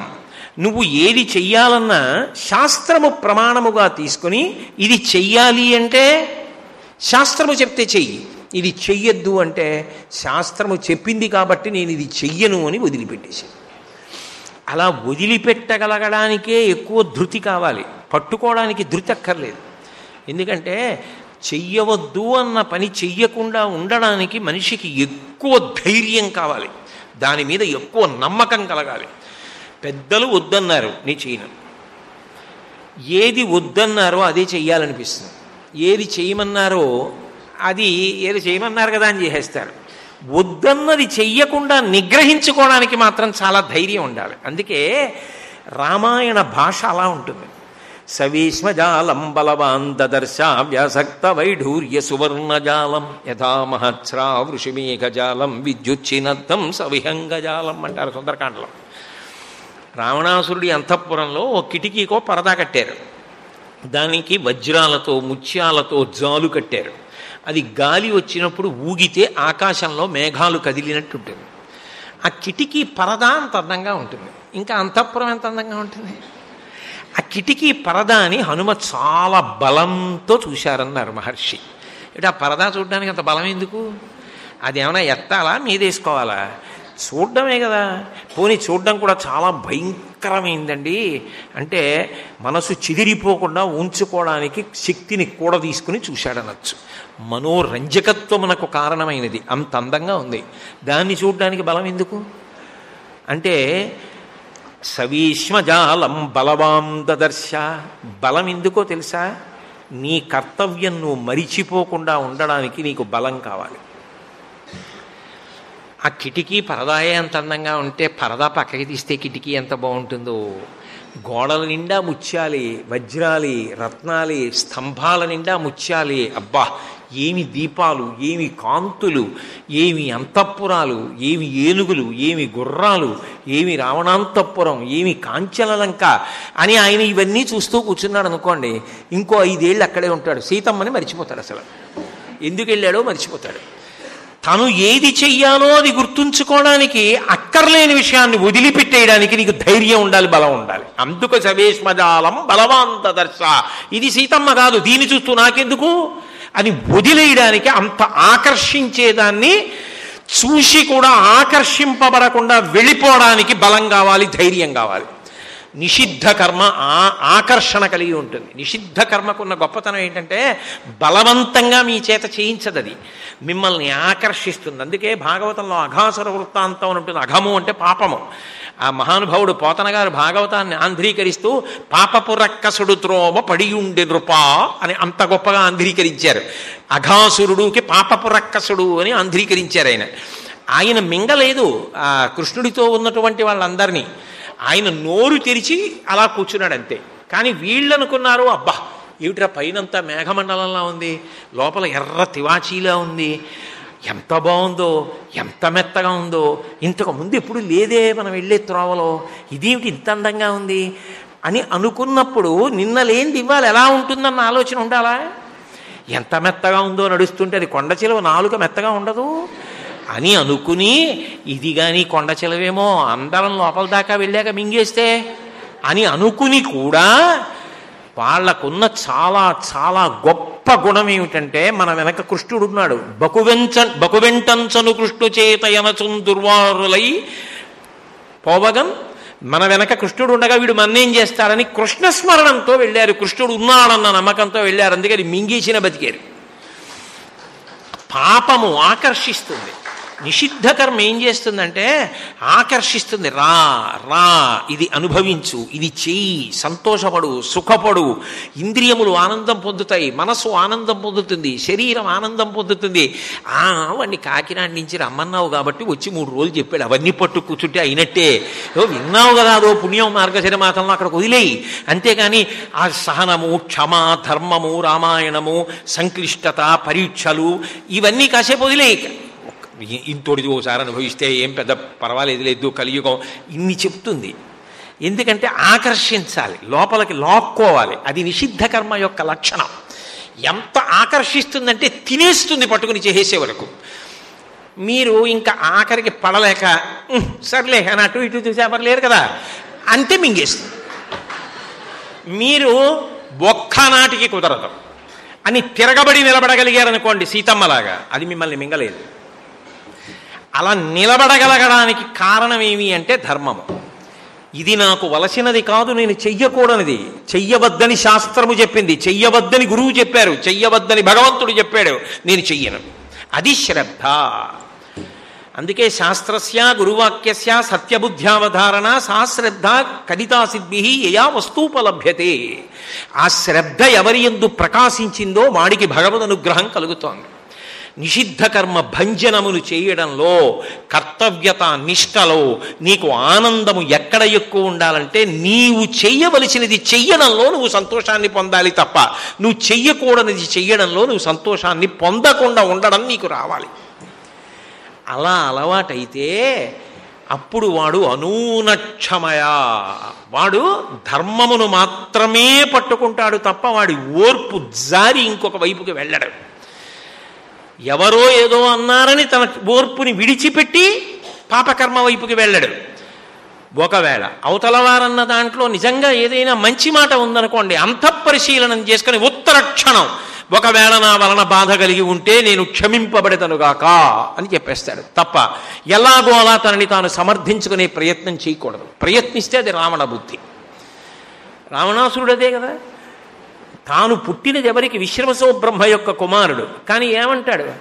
ఏమిటి రాముడు ధర్మాత్ముడు, రాముడు ధర్మాత్ముడు, రాముడు ధర్మాత్ముడు అంటావు కదా సీత. రాముడు ధర్మాత్ముడు కాబట్టి రాముడు అంటే నీకు ఇష్టం. నేను ధర్మాత్ముడిని కాదా? నేనెంత ధర్మాత్ముడిని? మరి అంత ధర్మాత్ముడిని నా మీద కూడా నీకు ప్రేమ ఉండాలి కదా. నువ్వెలా ధర్మాత్ముడివి అంటే స్వధర్మో రక్షసాం భీరు సర్వధైవన సంశయ గమనం వా పరస్త్రీణాం హరణం సప్రమధ్యమ. రాక్షసులకి ధర్మం ఏమిటి? తమకిష్టమైన దాన్ని ఎత్తుకురావాలి. నేను రాక్షసుడిని, రాక్షస ప్రభువుని, కాబట్టి ఏం చేశాను? నాకు నువ్వంటే ఇష్టం, ఎత్తుకొచ్చాను. ఎంత మంచి ధర్మం పాటించాను? నా ధర్మం నేను చేశానా లేదా? మరి నేను ధర్మాత్ముడే కదా. అంటే తాను చేసినది తప్పని తనకి తెలిసి కూడా తప్పుని ఒప్పుకోకుండా తప్పుని ఒప్పని వాదించేటటువంటి పెడవాదన ఉన్నదే, దానికే రావణ బుద్ధి అని పేరు. రామచంద్రమూర్తి బుద్ధి అయితే ఏమిటో తెలుసా? ఆయన ఏం కావాలనం లేదు, సీతమ్మ కనపడలేదు కాబట్టి లోకమును నిగ్రహించేస్తానన్నాడు అంతే ఆవేశంలో. అన్నయ్య, ఒక్క సీతమ్మని ఎత్తుకెళ్ళినవాడు ఎవడో ఓడుంటాడు, వాడి కోసం లోకాలన్నీ నాశనం చేసేస్తావా? చంద్రే లక్ష్మి ప్రభా సూర్యే గతిర్వాయు భువిక్షమ ఏతత్తు నియతం సర్వం తైచానుత్తమం యశాహ. అందుకని వశిష్ఠుడు విశ్వామిత్రుడు అస్త్రాలు ఇచ్చారు. వీడికి ఇచ్చినందుకు వీళ్ళ ఆవిడ్ని ఎవరో ఎత్తుకుపోతే లోకాలన్నీ నాశనం చేసేశాడని వాళ్ళు నొచ్చుకోరు. అలా చేయొచ్చానయ్యా అన్నాడంతే. మంచి మాట చెప్పేవరా తమ్ముడా, వద్దు పద, ఎవరెత్తుకుపోయారో వాడిని పట్టుకుందాం అన్నాడు. అది రాముడి బుద్ధి, ఇది రావణ బుద్ధి. నువ్వు ఊంచుకు నిలబడగలగడం అనూనక్షమయ, ఓర్పు కోల్పోకూడదు. దానికి పరీక్ష వస్తూ ఉంటుంది అస్తమానం. ధర్మమునకు రావడమే ఓర్పుకి రావడం, రెండు అభేదం. అందుకే నేను చెప్పాను, రెండింటి మధ్య సున్నితమైన భేదమే ఉంటుంది. ప్రకటనమైతే క్షమ, ఆంతర విశ్వాసమైతే ధర్మము. కాబట్టి అథవా విదురుడు ఈ సంక్లిష్టతని చెప్తున్నాడు. ఇది ధర్మరాజు గారి యందుంది, ఇది పాండవుల యందుంది. అందుకే అమాయకుడు కాడు. పాండురాజు గారు మొట్టమొదట సంతానాన్ని కోరేటప్పుడు ఏం కోరాడంటే ధర్మదేవత వలన బిడ్డ కావాలన్నాడు. ఎందుకనన్నాడంటే తండ్రి ఒక వయసు వచ్చిన తర్వాత కొడుకు కన్నా ముందు వెళ్ళిపోతాడు, వెళ్ళిపోవాలి కూడా. తండ్రి చేతిలో ఇంకొకలా ఆలోచన అసలు నోటి వెంట కూడా రాకూడదు. తండ్రి ముందు వెళ్ళిపోతాడు. తండ్రికి అంత్యేష్టి సంస్కారం కొడుకు చేస్తాడు. వెళ్ళిపోయిన తరువాత అవతల కౌరవులు ఉన్నారు. తెలీదా పాండురాజుకి ధృతరాష్ట్రుడి బుద్ధి ఎటువంటిదో? అంత అమ్మాయి కూడా. పైగా పోనీ ధృతరాష్ట్రుడి వలన ఇబ్బంది లేకపోయినా రాజులకు ఎప్పుడు ఎటువంటి కష్టాలు వస్తాయో తెలీదు. ఒకడు వాయుపుత్రుడు, ఒకడు ఇంద్రపుత్రుడు, పరాక్రమములా విపరీతం. అది ధర్మము చేత కట్టుబడలేదనుకోండి, లోకమునకు అరిష్టం. తను లేనప్పుడు తండ్రి స్థానంలో ఎవరుంటారు? పెద్దన్నగారు ఉంటాడు. పెద్దన్నగారు తండ్రితో సమానం. పెద్దన్నగారు వీళ్ళ బలాలు లోకాన్ని పాడు చెయ్యకుండా ఎప్పుడూ ధర్మచట్రములో బిగించేవాడు పైన ఉన్నాడు అనుకోండి. తండ్రి స్థానంలో పెద్దన్నగారు చెప్పినది తిరస్కరించి వెళ్ళలేమని వాళ్ళకి ఆవేశం ఉన్నా కట్టుబడిపోయారు అనుకోండి, లోకరక్ష. వాళ్ళ వలన లోకమునకు ఉపద్రవం కలగదు. పైనున్నవాడు ధర్మాన్ని పట్టుకున్నాడు కాబట్టి కిందున్న వాళ్ళకి కూడా దాని వలనే రక్షణ కలుగుతుంది. అందుకే పెద్దవాడు ధర్మదేవత వలన కలగాలని కోరుకో కుంతి అన్నాడు. ధర్మమే ప్రధానము. రామాయణ భారత భాగవతములు చదవడం వల్ల వచ్చేటటువంటి ప్రయోజనం ఏమి అంటే, విదురనీతి బాగా విని విదురనీతిని పరిశీలిస్తే వచ్చేటటువంటి ప్రయోజనం ఏమి అంటే, ధర్మమునందు క్షమాగుణమునందు ఒకరికి పెట్టుటయందు అకుంఠితమైనటువంటి విశ్వాసము కలుగుతుంది. ఆ విశ్వాసమే మనిషిని తీర్చిదిద్దుతుంది. ఆయన కీర్తి ఎంత కాలం ఉంటుందో అంతకాలము ఆయన ఉన్నత లోకములలో ఉంటాడు. అంతకాలము ఈశ్వరానుగ్రహము ఆ వంశము మీద కూడా ఉంటుంది. అందుకే కీర్తి శేషుడైనాడు అంటారు. ఆయన కీర్తి మిగిలిపోయింది, ఆయన వెళ్ళిపోయాడు. ఆయన ఎంతకాలం స్మరింపబడుతుంటాడో, దేని వలన స్మరింపబడతాడు? చేసిన మంచి పనుల వలన, ఉత్తమ గుణముల వలన. ఎంతకాలము స్మరింపబడతాడో అంతకాలము లోకమునకు ఆదర్శమవుతాడు. చేసిన మంచి పని అనుభవానికి అందుతుంది. ఉత్తమ గుణములు, ఒక వ్యక్తి జీవితం కోట్ల మందిని తీర్చిదిద్దుతుంది. ఒక బావి తవ్వారు ఒకరు, బావి దగ్గరికి వెళ్ళిన వాళ్ళు నీళ్లు తాగుతారు. ఉత్తమ గుణములు కలిగిన వాడు ఉన్నాడు, వాడి కథ వాడి దగ్గరికి వెళ్ళని వాళ్ళు కూడా, వాడిని చూడని వాళ్ళు కూడా ఆయన వలన ప్రభావితులై ఆయన చెప్పిన మాటల చేత జీవితాల్ని తీర్చిదిద్దుకుంటారు. శృంగేరి పీఠాధిపత్యం వహించిన మహాపురుషులు ప్రాతస్మరణీయులు చంద్రశేఖర భారతీ స్వామి వారు. వారు ఒక్కొక్కసారి నోటితో చెప్పినటువంటి ఒక్కొక్క మాట ముత్యాలు ఎలా ఏరుకుని మూట కట్టుకుని, ఇంకా ఎక్కడైనా కుర్చీ కింద కానీ ఎక్కడైనా ఉండిపోయిందేమో అని వంగి చూసుకుని వేలుతో లాక్కుని మూటలో పడేసుకుంటామో అటువంటి ముత్యాల మూటలు మాట్లాడారు వారు. చంద్రశేఖర భారతీ స్వామి వారి నోటి వెంట వచ్చిన మాటలు, వారు ప్రవర్తించిన ప్రవర్తన, వారి జీవితాన్ని చదువుతుంటే ఆశ్చర్యం వేస్తుంది. కాలడీ వెడితే వారికి గొడుగు పట్టి కిరీటం పెట్టుకోమంటే ఇక్కడ జగద్గురువులు శంకరులు ఒక్కరే, ఇక్కడ వీరొకరు అటువంటివి పెట్టుకోవలసిన అవసరం లేదు, ఇక్కడ పీఠ సంప్రదాయం కూడా పక్కన పెట్టండి, పెట్టుకోనన్నారంతే. మహాపురుషులు మహాపురుషులే, వారి జీవితాలు అలాగే ఉంటాయి, వారి నోటి మాటలు అలాగే ఉంటాయి. చంద్రశేఖరేంద్ర సరస్వతీ స్వామి వారి నోటి వెంట వచ్చిన ప్రతి మాట ఆదర్శవంతమే. అన్నీ గంధపు చెట్లే. ఏది గంధపు చెట్టైనా దాని వాసనకి నువ్వు సంతోషించవలసిందే, దాన్ని నెత్తి మీద పెట్టుకోవలసిందే. గంధపు చెట్టుని ఆదరించడానికి మళ్ళీ వేరు వేరు కారణాలు ఏమి ఉండవు ఇంకా. కాబట్టి మహానుభావుడైనటువంటి రామచంద్రమూర్తి ఎలా తట్టుకున్నాడో, ధర్మరాజు ఎలా తట్టుకున్నాడో, అలా నువ్వు తట్టుకోవడానికి నీకు ధర్మమునందు అనురక్తి కలగాలి సుమా, అలా నువ్వు ఓర్పుని పట్టుకోవాలి సుమా. అందుకే కానీ దానికి నిరంతర పరీక్ష ఉంటుంది. ధర్మానికి ఉన్నట్టే ఓర్పుకి ఉంటుంది. ధర్మము కష్టం వచ్చినప్పుడు పట్టుకోవడానికి నీకు నమ్మకం ఉండాలి. ఓర్పు అవతల వాడు చేతకాని వాడివి అంటున్నప్పుడు కూడా వదిలిపెట్టకుండా పట్టుకోవడానికి నీకు నీ మీద విశ్వాసం ఉండాలి. అందుకే క్షమించు వాని గని చాలమి పెట్టెదరు అయినంతలపన్ అనూన క్షమయ కడుమెరయుతొలవు దానిన్ కోరువా ఉత్తమ రూపంబు కోరువారు దాల్తురు దానిన్. ఎంత అద్భుతమైన పద్యం అండి. చిన్న చిన్న మాటలతో అంత సారాంశాన్ని నింపి రచించి ఇచ్చినటువంటి మహాపురుషులకు మనం కృతజ్ఞత చెప్పక్కర్లేదు. ఇది విదురనీతి అంటే. అందుకే విదురనీతిలో ఉన్న పద్యాలు కంఠగతం చేసి ఎప్పుడూ మాట్లాడమంటారు. నేను మీతో మనవి చేసేది ఎందుకు మనవి చేశాను అంటే, నిన్నను చెప్పినటువంటిది ఒక స్థాయిలో ఉంటుంది ఆ క్షమాగుణం. ఇవాళ చెప్పింది నిజానికి ఇది ప్రతి తండ్రి ప్రతి తల్లి ఈ పద్యం గురించి ఇంట్లో పిల్లలతో మాట్లాడుతుండాలి. మీరు ఏది చదువుతున్నా అనేక సన్నివేశాలు ఈ వలయంలోకి వచ్చి పడుతుంటాయి. నిత్య జీవితంలో జరిగే సంఘటనలు ఉంటాయి, సందర్భాలు ఉంటాయి, మహాత్ముల చరిత్రలు ఉంటాయి. వాటన్నింటినీ కూడా ఇందులోకి గుదిగుచ్చి పిల్లలకి చూపించడం అలవాటైతే అక్కడ ఉంటుంది పిల్లలు చెక్కబడడం, వాడు మహాత్ముడవడం అందుకు కారణమవుతుంది. నెల్సన్ మండేలా నిన్నటి రోజున మీతో మనవి చేశాను. నెల్సన్ మండేలా చిన్నప్పుడు పిల్లలతో ఆడుకునేటప్పుడు దక్షిణాఫ్రికా జోహన్స్బర్గ్లో ఆయన ఒక ఆట ఆడుకుంటూ ఉండేవారు. ఆ పిల్లలందరూ కలిసి ఓ పెద్ద గేదిని దాన్ని తీసుకొచ్చి ఆ గేది మీద ఎక్కుతూ ఉండేవారు. ఒక్కొక్క పిల్లాడు ఎక్కుతూ ఉండేవాడు, ఆ గేది మీద ఆ గేది అలా తిరిగి వస్తుండేది. అలా గేది తిరిగి వచ్చేసిన తర్వాత వాడు దిగిపోయాడు, రెండో వాడు ఎక్కేవాడు, రెండో వాడు అలా తిరిగి వస్తుండేవాడు ఆ గేది మీద. ఏదో పిల్లలు అలా తిరుగుతున్నారు, 10 మంది ఎక్కాక మండేలా గారు ఎక్కారు. ఆ గేది మండేలా గారు ఎక్కిన తర్వాత ఎందుకో అందరినీ తిప్పినట్టు తిప్పలేదు. పక్కన రక్కసి ముళ్ళ పొదలను ఉన్నాయి. రక్కసి ముళ్ళు అంటే బిలవదళాలకుంటాయే, అంతకన్నా 10 రెట్లు పెద్దవి, అంతంత ముళ్ళు ఉంటాయి లావుగా. అరుణాచలంలో ఉండేవి. భగవాన్ రమణులు తరచుగా ప్రస్తావన చేస్తుండేవారు. అళగమ్మ గారు వాళ్ళ అమ్మగారు ఇక్కడికి ఎందుకు వచ్చారు అంటే, వాళ్ళ అమ్మగారిని ఆ కూతుళ్ళు అడిగారు, అమ్మా మా దగ్గర ఉంటే నీ శరీరం పతనం అయ్యాక అంత్యేష్టి చేస్తాం, వీడి దగ్గర ఉంటే ఏం వస్తుందమ్మా, వీడు జ్ఞాని, వీడి దగ్గరికి ఎందుకు వచ్చున్నావు అని అడిగారు. అడిగితే ఆవిడన్నారు, మీ దగ్గర ఉండి అంత్యేష్టి చేసిన కన్నా నా శరీరం పడిపోయిన తర్వాత వీడి చేతులతో పైకెత్తి రక్కసిముళ్ళ పొదల్లో బారేసినా నాకు చాలన్నారు. రక్కసిముళ్ళు అని ఉంటాయి. ఆ రక్కసిముళ్ళ పొదల్లోకి తీసుకుపోయింది మండేలా గారిని. ఇప్పుడు వెనక్కి రండి. ఆ గేది ఆ పొదల్లోకి తీసుకెళ్ళి ఆయనకి బాగా గుచ్చుకుపోయేటట్టుగా ఇలా వంగి గిరగిరా తిరిగి ఆయనకి ఒళ్ళంతా గుచ్చుకుపోయిన తర్వాత బాగా ముళ్ళెక్కువ ఉన్న పొదలో ఆయన్ని కింద పారేసి బయటికి వెళ్ళిపోయింది. రక్తం కారిపోదు, ఆయన పడిపోయి ఉన్నారు. ఏదో చుట్టుపక్కల పిల్లలందరూ పరిగెత్తుకొచ్చారు, మెల్లిగా ఏదో కర్రలతో దారి చేశారు, ఆయన్ని మెల్లిగా బయటికి తీసుకొచ్చారు. ఆయన నిరుత్తురుడై ఏదో ఆలోచనలో ఉన్నారు. నిన్నొక్కడే గేది అలా ముళ్ళల్లో పారేసింది ఏమిటి అని బాధపడుతున్నావా మండేలా అని అడిగారు.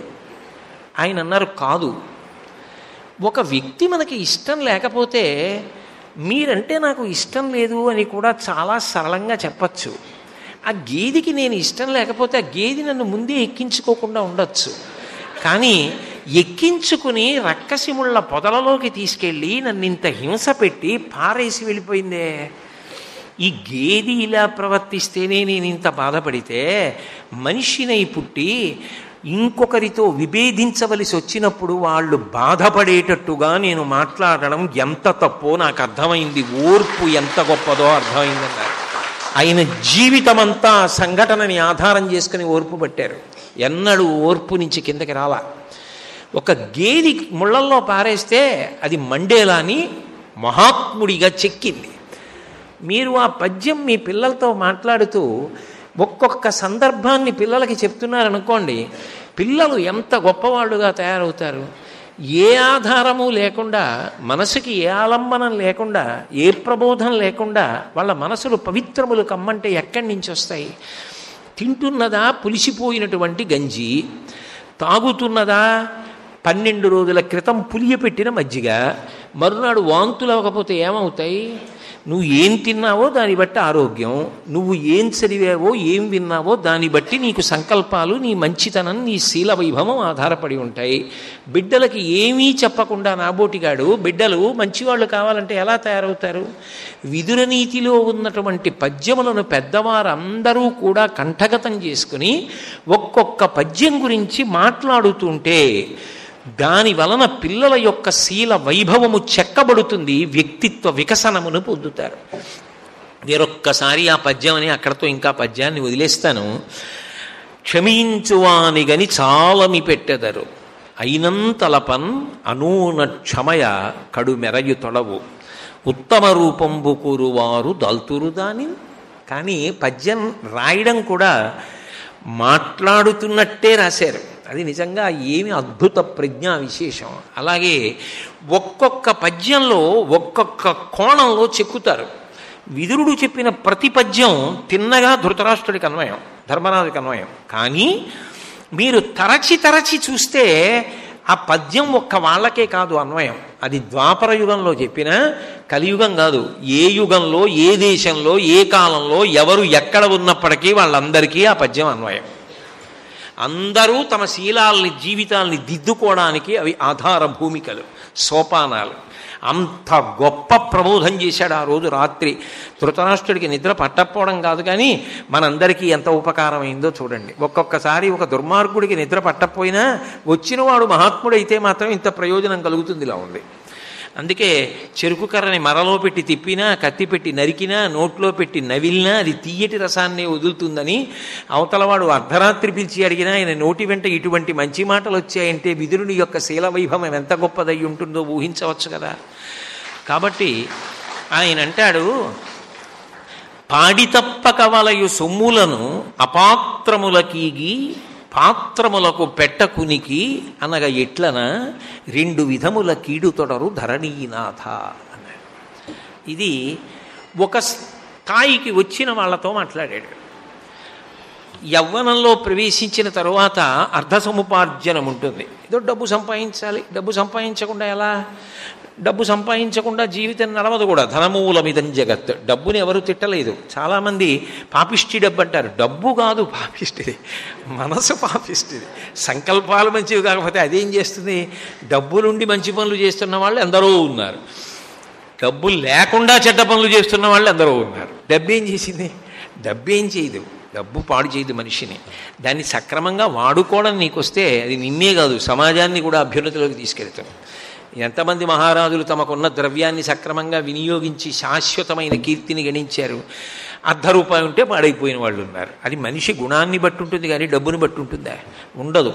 కానీ ఆయన ప్రారంభం చేస్తూనే ఒక గొప్ప మాటతో మొదలెట్టాడు. కొత్తగా ఉద్యోగంలోకి చేరుతున్న వాళ్ళు, ఉద్యోగాన్ని అన్వేషిస్తున్న వాళ్ళు, గృహస్థాశ్రమంలోకి ప్రవేశించాలనుకుంటున్న వాళ్ళు, కొత్తగా ప్రవేశించిన వాళ్ళు, వాళ్ళందరూ ఈ పద్యాన్ని బాగా అర్థం చేసుకోవాలి. ఆయన అన్నాడు, పాడి తప్పక వడయు సొమ్ములను అని మొదలుపెట్టాడు. నువ్వు డబ్బు సంపాదించవలసిందేను సుమా. ఎందుకు? డబ్బు అంటే కేవలము కాగితపు రూపంలో ఉన్నటువంటి అర్థము అని మీరు అనుకోవద్దు. ఎందుకంటే ఈ యుగంలో ఏమున్నాయో అవి మిగిలిన యుగాల్లో లేవు. ఇప్పుడు మనకి వారం ఉంది, ఆదివారం, సోమవారం, మంగళవారం, బుధవారం, గురువారం, శుక్రవారం, శనివారం. కానీ రామాయణ కాలంలో వారాలు లేవు. మీరు రామాయణాన్ని పరిశీలిస్తే వారాలు కనపడవు, అన్ని తిథులు నక్షత్రాలు కనపడతాయి, వారం లేదు. ఇప్పుడు ఉన్న ₹10 కాగితాలు ఓ 2 ఏళ్ల క్రితం లేవు. 2 ఏళ్ల క్రితం ఏమి, ఓ ఏడాది క్రితం లేవేమో, ఇప్పుడు కొత్తగా వచ్చాయి. అది పాత కాగితం. ఒకప్పుడు ఇది ₹10 కాగితం రా అంటాం. ఒకప్పుడు బేడా అణా ఉండేవి, ఇప్పుడు బేడా అణా ఎక్కడున్నాయి? ఇప్పుడు లేవు, ఒకప్పుడు ఉండేవి. అలాగే అర్థము అన్న మాటకు అర్థం ఏమిటంటే భోగ వస్తు సంచయము అని అర్థం చేసుకోవాలి. భోగ వస్తు సంచయము అంటే మనిషి సుఖంగా, అబ్బా బాగుందండి నాకు అండానికి ఏవి కారణములయ్యి ఉంటాయో అవి ఏ యుగమునందైనా ఒకటే అయి ఉంటాయి. హాయిగా పడుకోవడానికి ఏ పేరు పెట్టి పిలిచినా మంచం అప్పుడు ఇప్పుడు ఒకటే. అప్పుడు మంచాలు ఇంకో ఆకృతిలో ఉంటే ఉండొచ్చు కాక, కానీ మంచం ఉంటుంది.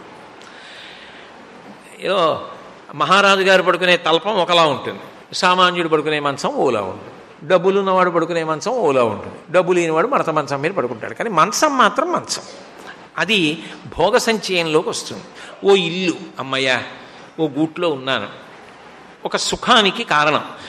ఒంటి నిండా బట్ట, ఒక సుఖానికి కారణం. మెళ్ళో ఓ గొలుసు, ఓ సుఖం, నాకు ఓ గొలుసు ఉందని. ఓ ఉంగరం, ఆచమనం చేయడానికి ఉండాలి కదా, కాబట్టి అవసరం. ఇలా ఏవేవి నీ సుఖమునకు కారణమవుతాయో, నీ భార్యాబిడ్డల సుఖమునకు కారణమవుతాయో, నిజానికి బిడ్డలు కూడా సుఖహేతువులేగా.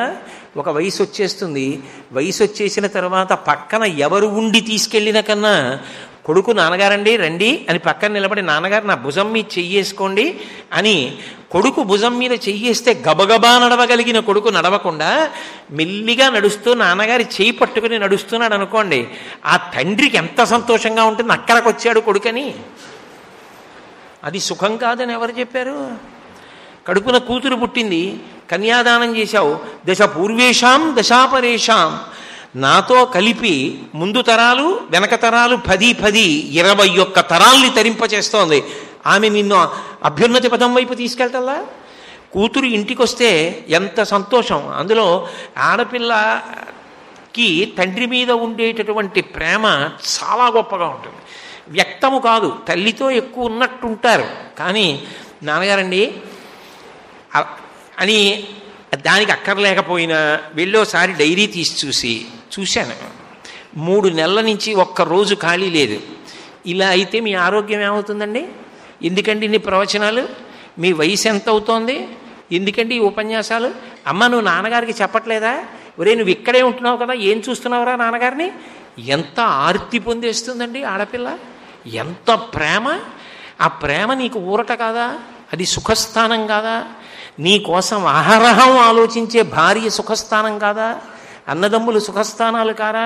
అందుకు కదా బంధు శబ్దం అన్వయం అయిందని మీకు నేను మొట్టమొదటి రోజున మనవి చేసింది. ఏలినవానిని దైవము వాలిని బంధులను సముచితారాధన సంశీలత ప్రీతుల చేయని పాలసుడా సుఖముల అశబడు అన్నాడు విదురుడు. ఇవన్నీ సుఖములే. ఇల్లు సుఖమే, ధనము సుఖమే, భూషణములు సుఖమే, పొలములు సుఖమే, తోట సుఖమే, పెరట్లో చెట్లు సుఖమే, కుర్చీలు సుఖమే, బల్లలు సుఖమే, ఇవన్నీ సుఖమే. ఈ భోగవస్తు సంచయము అర్థము. ఇవి నువ్వు సంపాదించుకో. గృహస్థాశ్రమంలో ఉన్న తర్వాత ఇవి వద్దని ఎవరూ అనలేదు. ఇవి డబ్బు. ఆ రోజుల్లో 10 రూపాయల కాగితాలు ఉన్నాయా అండి, అప్పుడు ఏమేమి కాగితాలు ఉండేవండి అని నన్ను అడగకూడదు అని దాని ఉద్దేశం.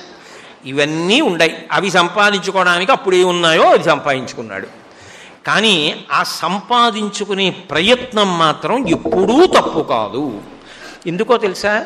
అసలు ఒక వయసు వచ్చిన తరువాత డబ్బు సంపాదించకపోతే ఎప్పుడూ ఆశీర్వచనం చేసేటటువంటి తల్లి కూడా కొడుకుని నిందిస్తుంది. ఇన్నేళ్ళు వచ్చాయి, ఒక్క పావలా కాసు సంపాదించావు, మీ నాన్నగారు ఇప్పటికీ ఈ వయసులో కూడా అంత కష్టపడుతున్నారు, నువ్వు అక్కడికి రాకపోతే ఎలాగరా అంటుంది.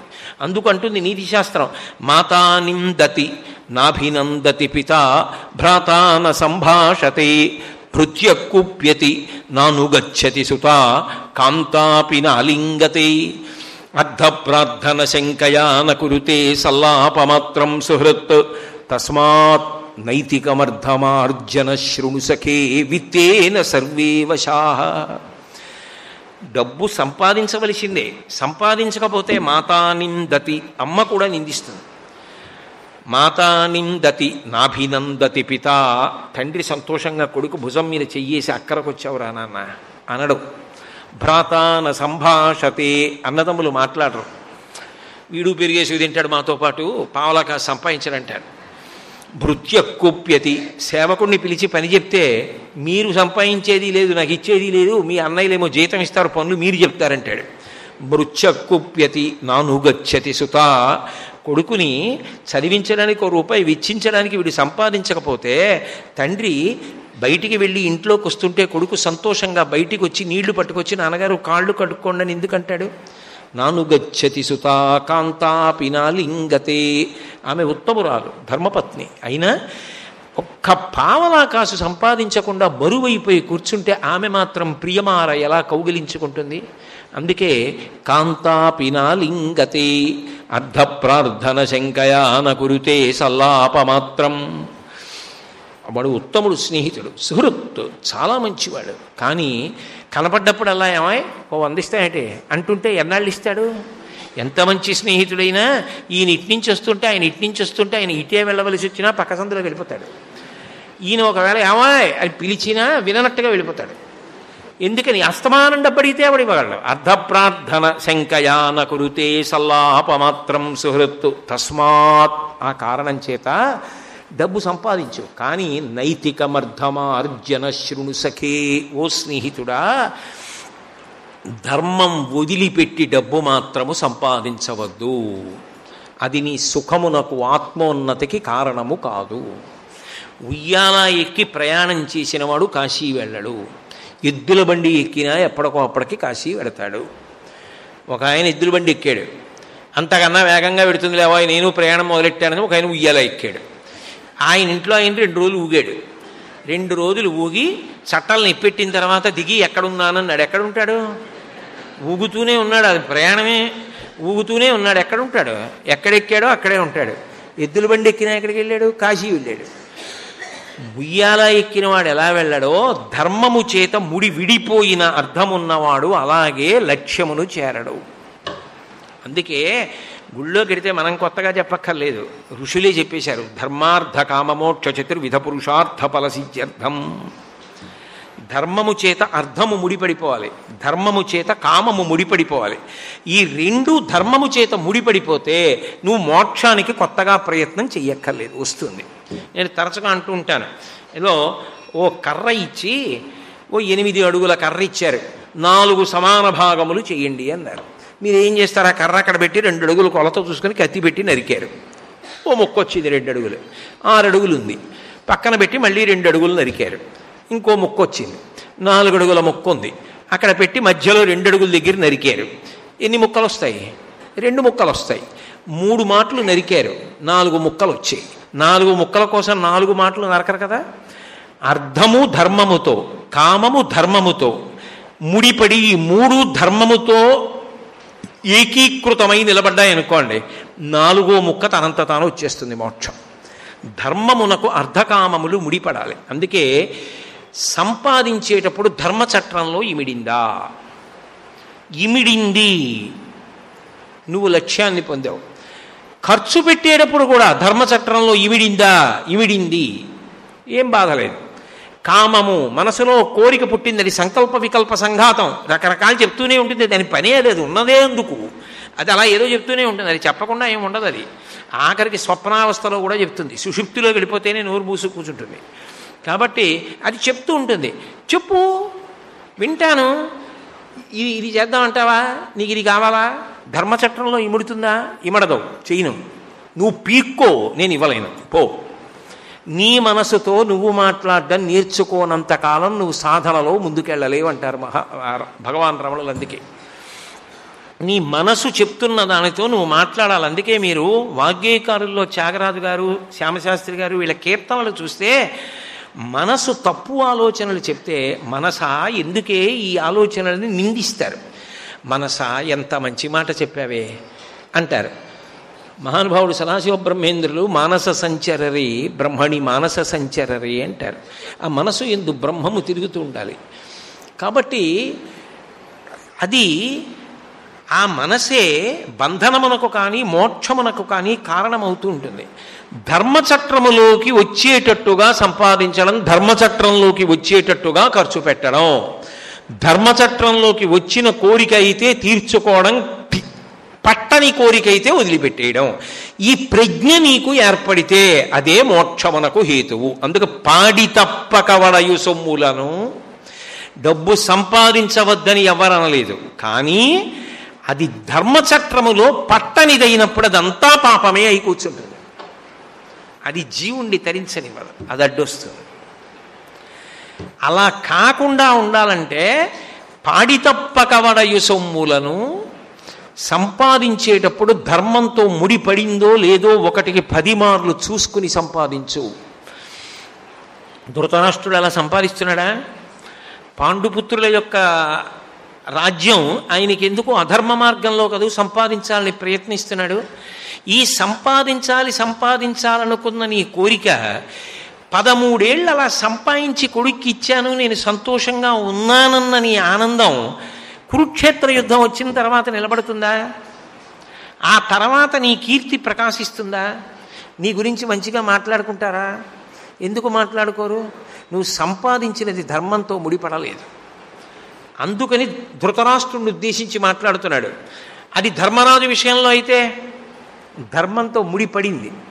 ధర్మంతో ముడిపడింది కాబట్టి ఏమవుతుంది? ఆయన దానిని అనుభవించగలుగుతాడు, ఆయన అనుభవిస్తాడు, ఆనందమును పొందుతాడు.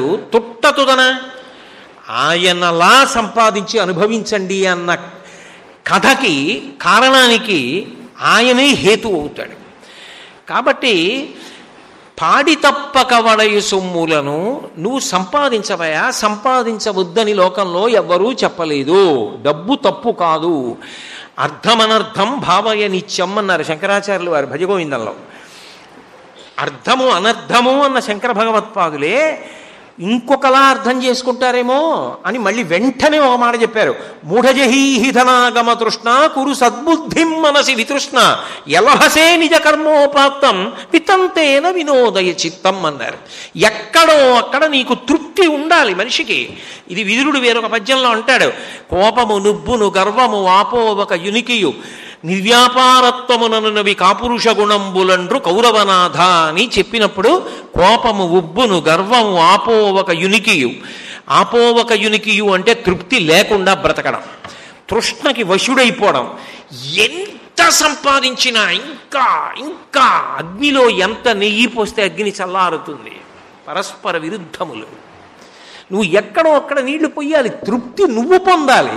తృప్తి వస్తువు ఇవ్వదు, సంపాదన చేత తృప్తి ఏర్పడదు. ఎంత సంపాదిస్తుండి ఇంకా సంపాదించమనే అంటుంది.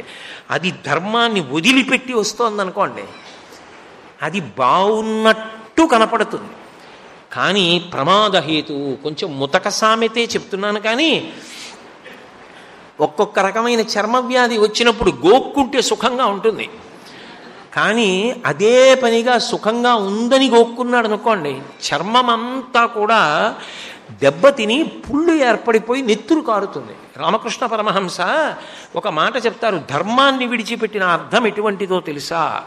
ఒక అద్భుతమైన ఉపమానం చెప్పారు. ఒంటెకి ఒక లక్షణం ఉంటుందిట. ఎడారిలో బాగా ముళ్ళున్నటువంటి డొంకలు ఉంటాయి. ఆ డొంక దగ్గరికి వెళ్ళి ఆ ముళ్ళల్లో ముట్టి పెడుతుంది. దాని ముట్టికో లక్షణం ఉంటుంది. మీరు ఆవుకి పెట్టినట్టు గుర్రానికి పెట్టే ప్రయత్నం చేశారనుకోండి, వేళ్ళు తెగిపోతాయి వెంటనే. ఎందుకనంటే గుర్రపు దంతాల వరుస వేరు, ఆవుకుండే దంతాల వరుస వేరు. ఆవుకి మీరు ఇలా దగ్గర దాకా వెళ్ళి పెట్టచ్చు, మీరు గుర్రానికి అలా పెట్టారనుకోండి వెంటనే వేలు తెగిపోతుంది. అది పలు వరుస మారుతుంది జంతువులకి. ఒంటె ముట్టిలో దవడలు ఊగుతుంటాయి దానికి. అది ఏం చేస్తుందంటే ముళ్ళ కంచె దగ్గరికి వెళ్ళి, బాగా ముళ్ళు పెరిగిన దగ్గరికి వెళ్ళి, ఆ ముళ్ళ దగ్గరికి వెళ్ళి ఆ ముళ్ళకి బాగా నొక్కి తింటుంది. తింటున్నప్పుడు నిజానికి అది ఏం తింటుంది? ముళ్ళని ఎలా తింటుంది? ఆ ముళ్ళు ఈ దంతములు ఉన్నటువంటి వరుసలలోకి, ఆ ఇగుర్లలోకి గుచ్చుకుంటాయి. గుచ్చుకుని రక్తం కారి ఆ ముళ్ళన్నింటి మీద పడుతూ ఉంటుంది. కానీ దానికి ఆ ముళ్ళు అలా గుచ్చుకుంటుంటే హాయిగా ఉన్నట్టు ఉంటుంది. హాయిగా ఉన్నట్టుగా ఉండి అది అలాగే ముళ్ళ మీద తింటుంది. కాసేపు అయిపోయిన తర్వాత అది తిన్నదేమి ఉండదు, వదిలిపెట్టేస్తుంది. తర్వాత ఎంత బాధపడుతుందో, ఆ దంతాలన్నీ పోట్లు వచ్చేస్తాయి. పోట్లు వచ్చి తను తినవలసింది కూడా తినలేదు. మరునాడు పొద్దుడికి నొప్పి తగ్గుతుంది. మళ్ళీ వెళ్ళి ఆ కొంచెం ఆ దురదగా ఉన్న చోట గుచ్చుకుని హాయిగా ఉందని మళ్ళీ అలాగే నవ్వులుతుంది. మళ్ళీ నెత్తురు గారిపోతుంది, మళ్ళీ వదిలేస్తుంది, మళ్ళీ బాధపడుతుంది, మళ్ళీ పోట్లు వస్తాయి. ధర్మమును విడిచిపెట్టిన అర్థము ఒంటె తిన్న ముళ్ళపొద లాంటిది.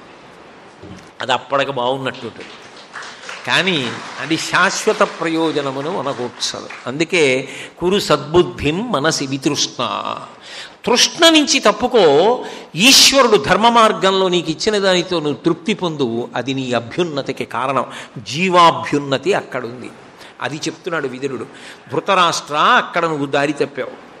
అది నీకు 13 ఏళ్ళు బాగుంది, ఎందుకంటే పాండవులు అరణ్యవాస అజ్ఞాతవాసాల్లో ఉన్నారు కాబట్టి ఇక్కడ నువ్వు దాన్ని అట్టే పెట్టుకుని ఆ రాజ్యాన్ని నీ రాజ్యమని వాడుకుని వాళ్ళు ఇంకేం వస్తారులే, అజ్ఞాతవాసంలో వాళ్ళు ఎక్కడో ఏ అరణ్యాల్లోనే తిరుగుతుంటే పుల్లు ఎత్తుకుపోయి ఉంటాయి, ఇవేగా అన్నారు దుశ్శాసనుడు వాళ్ళు. ఇంకా వాళ్ళు రారు, ఇదంతా మందే ఇదంతా మందే అన్నారు. వాళ్ళు వచ్చేశారు. ధర్మం ధర్మమే, అది సమస్త కష్టముల నుండి కాపాడబడుతూ ఉంటుంది.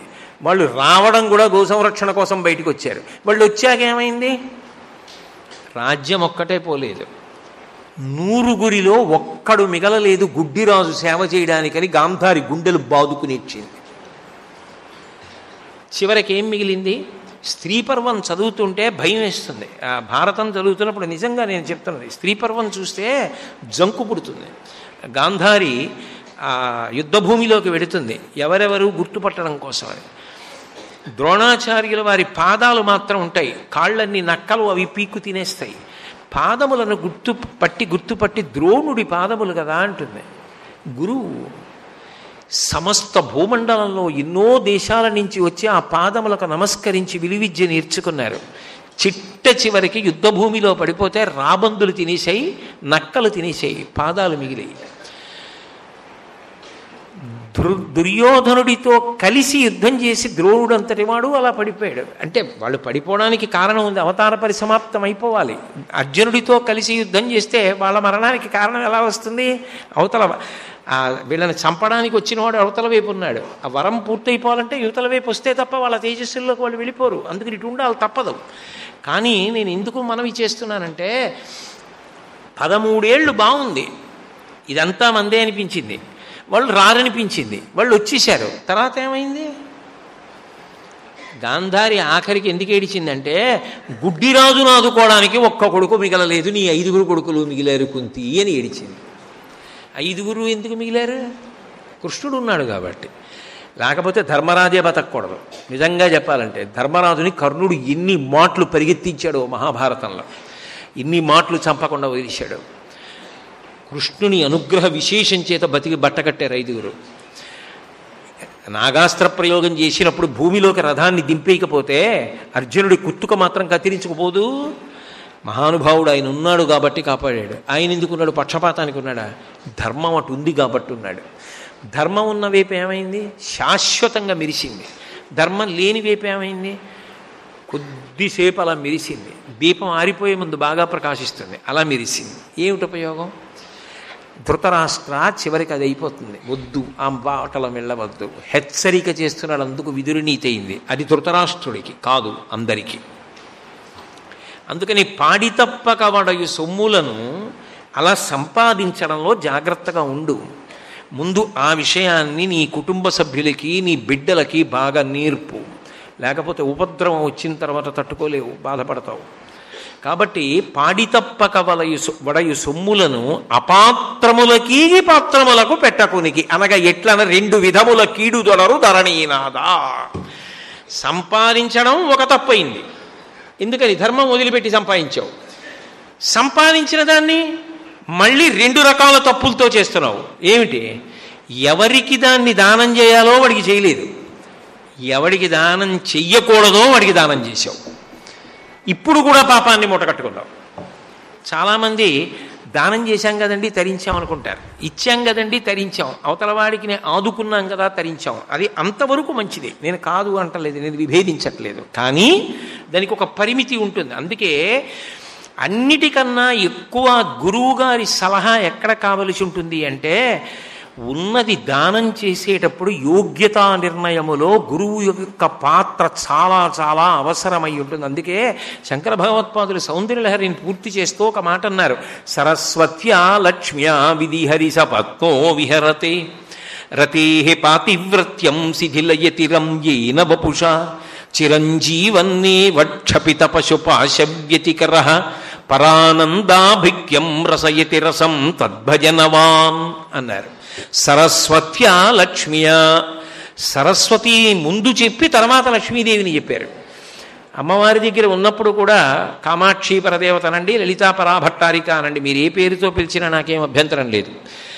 సచామర రమావాణి సవ్యదక్షిణ సేవిత. కుడివైపు సరస్వతీదేవి వింజామర వేస్తుంది, ఎడం వైపు లక్ష్మీదేవి వింజామర వేస్తుంది. కుడివైపు ఉన్నదానికన్నా ఎడం వైపు ఉన్నదాని ప్రాధాన్యత తక్కువ. అంటే సరస్వతి కన్నా లక్ష్మి తక్కువ అని కాదు దాని ఉద్దేశ్యం. దాన్ని జాగ్రత్తగా అర్థం చేసుకోవాలి. సరస్వతీ కటాక్షము లేని లక్ష్మీ కటాక్షము ప్రమాదహేతువు. ఎందుకని? నిరంతర భయం. కోట్లు వచ్చి పడ్డాయి, కానీ అసలు ఆ వచ్చి పడ్డాయని చెప్పిన లెక్క నిజమేనా? తెలియదు. ఇంత ఖర్చు అయిందన్నారు, నిజమేనా? తెలియదు. వేలిముద్రే వేస్తున్నాడు. ఇప్పుడు ఆ లక్ష్మీ కటాక్షం భయానికి కారణమైందా లేదా? తన ఐశ్వర్యాన్ని తాను పరిశీలించుకోగలడు, లెక్క తను చూసుకోగలడు, ధైర్యానికి కారణమైంది. 2, ఉన్న తర్వాత ఏం చేయాలి?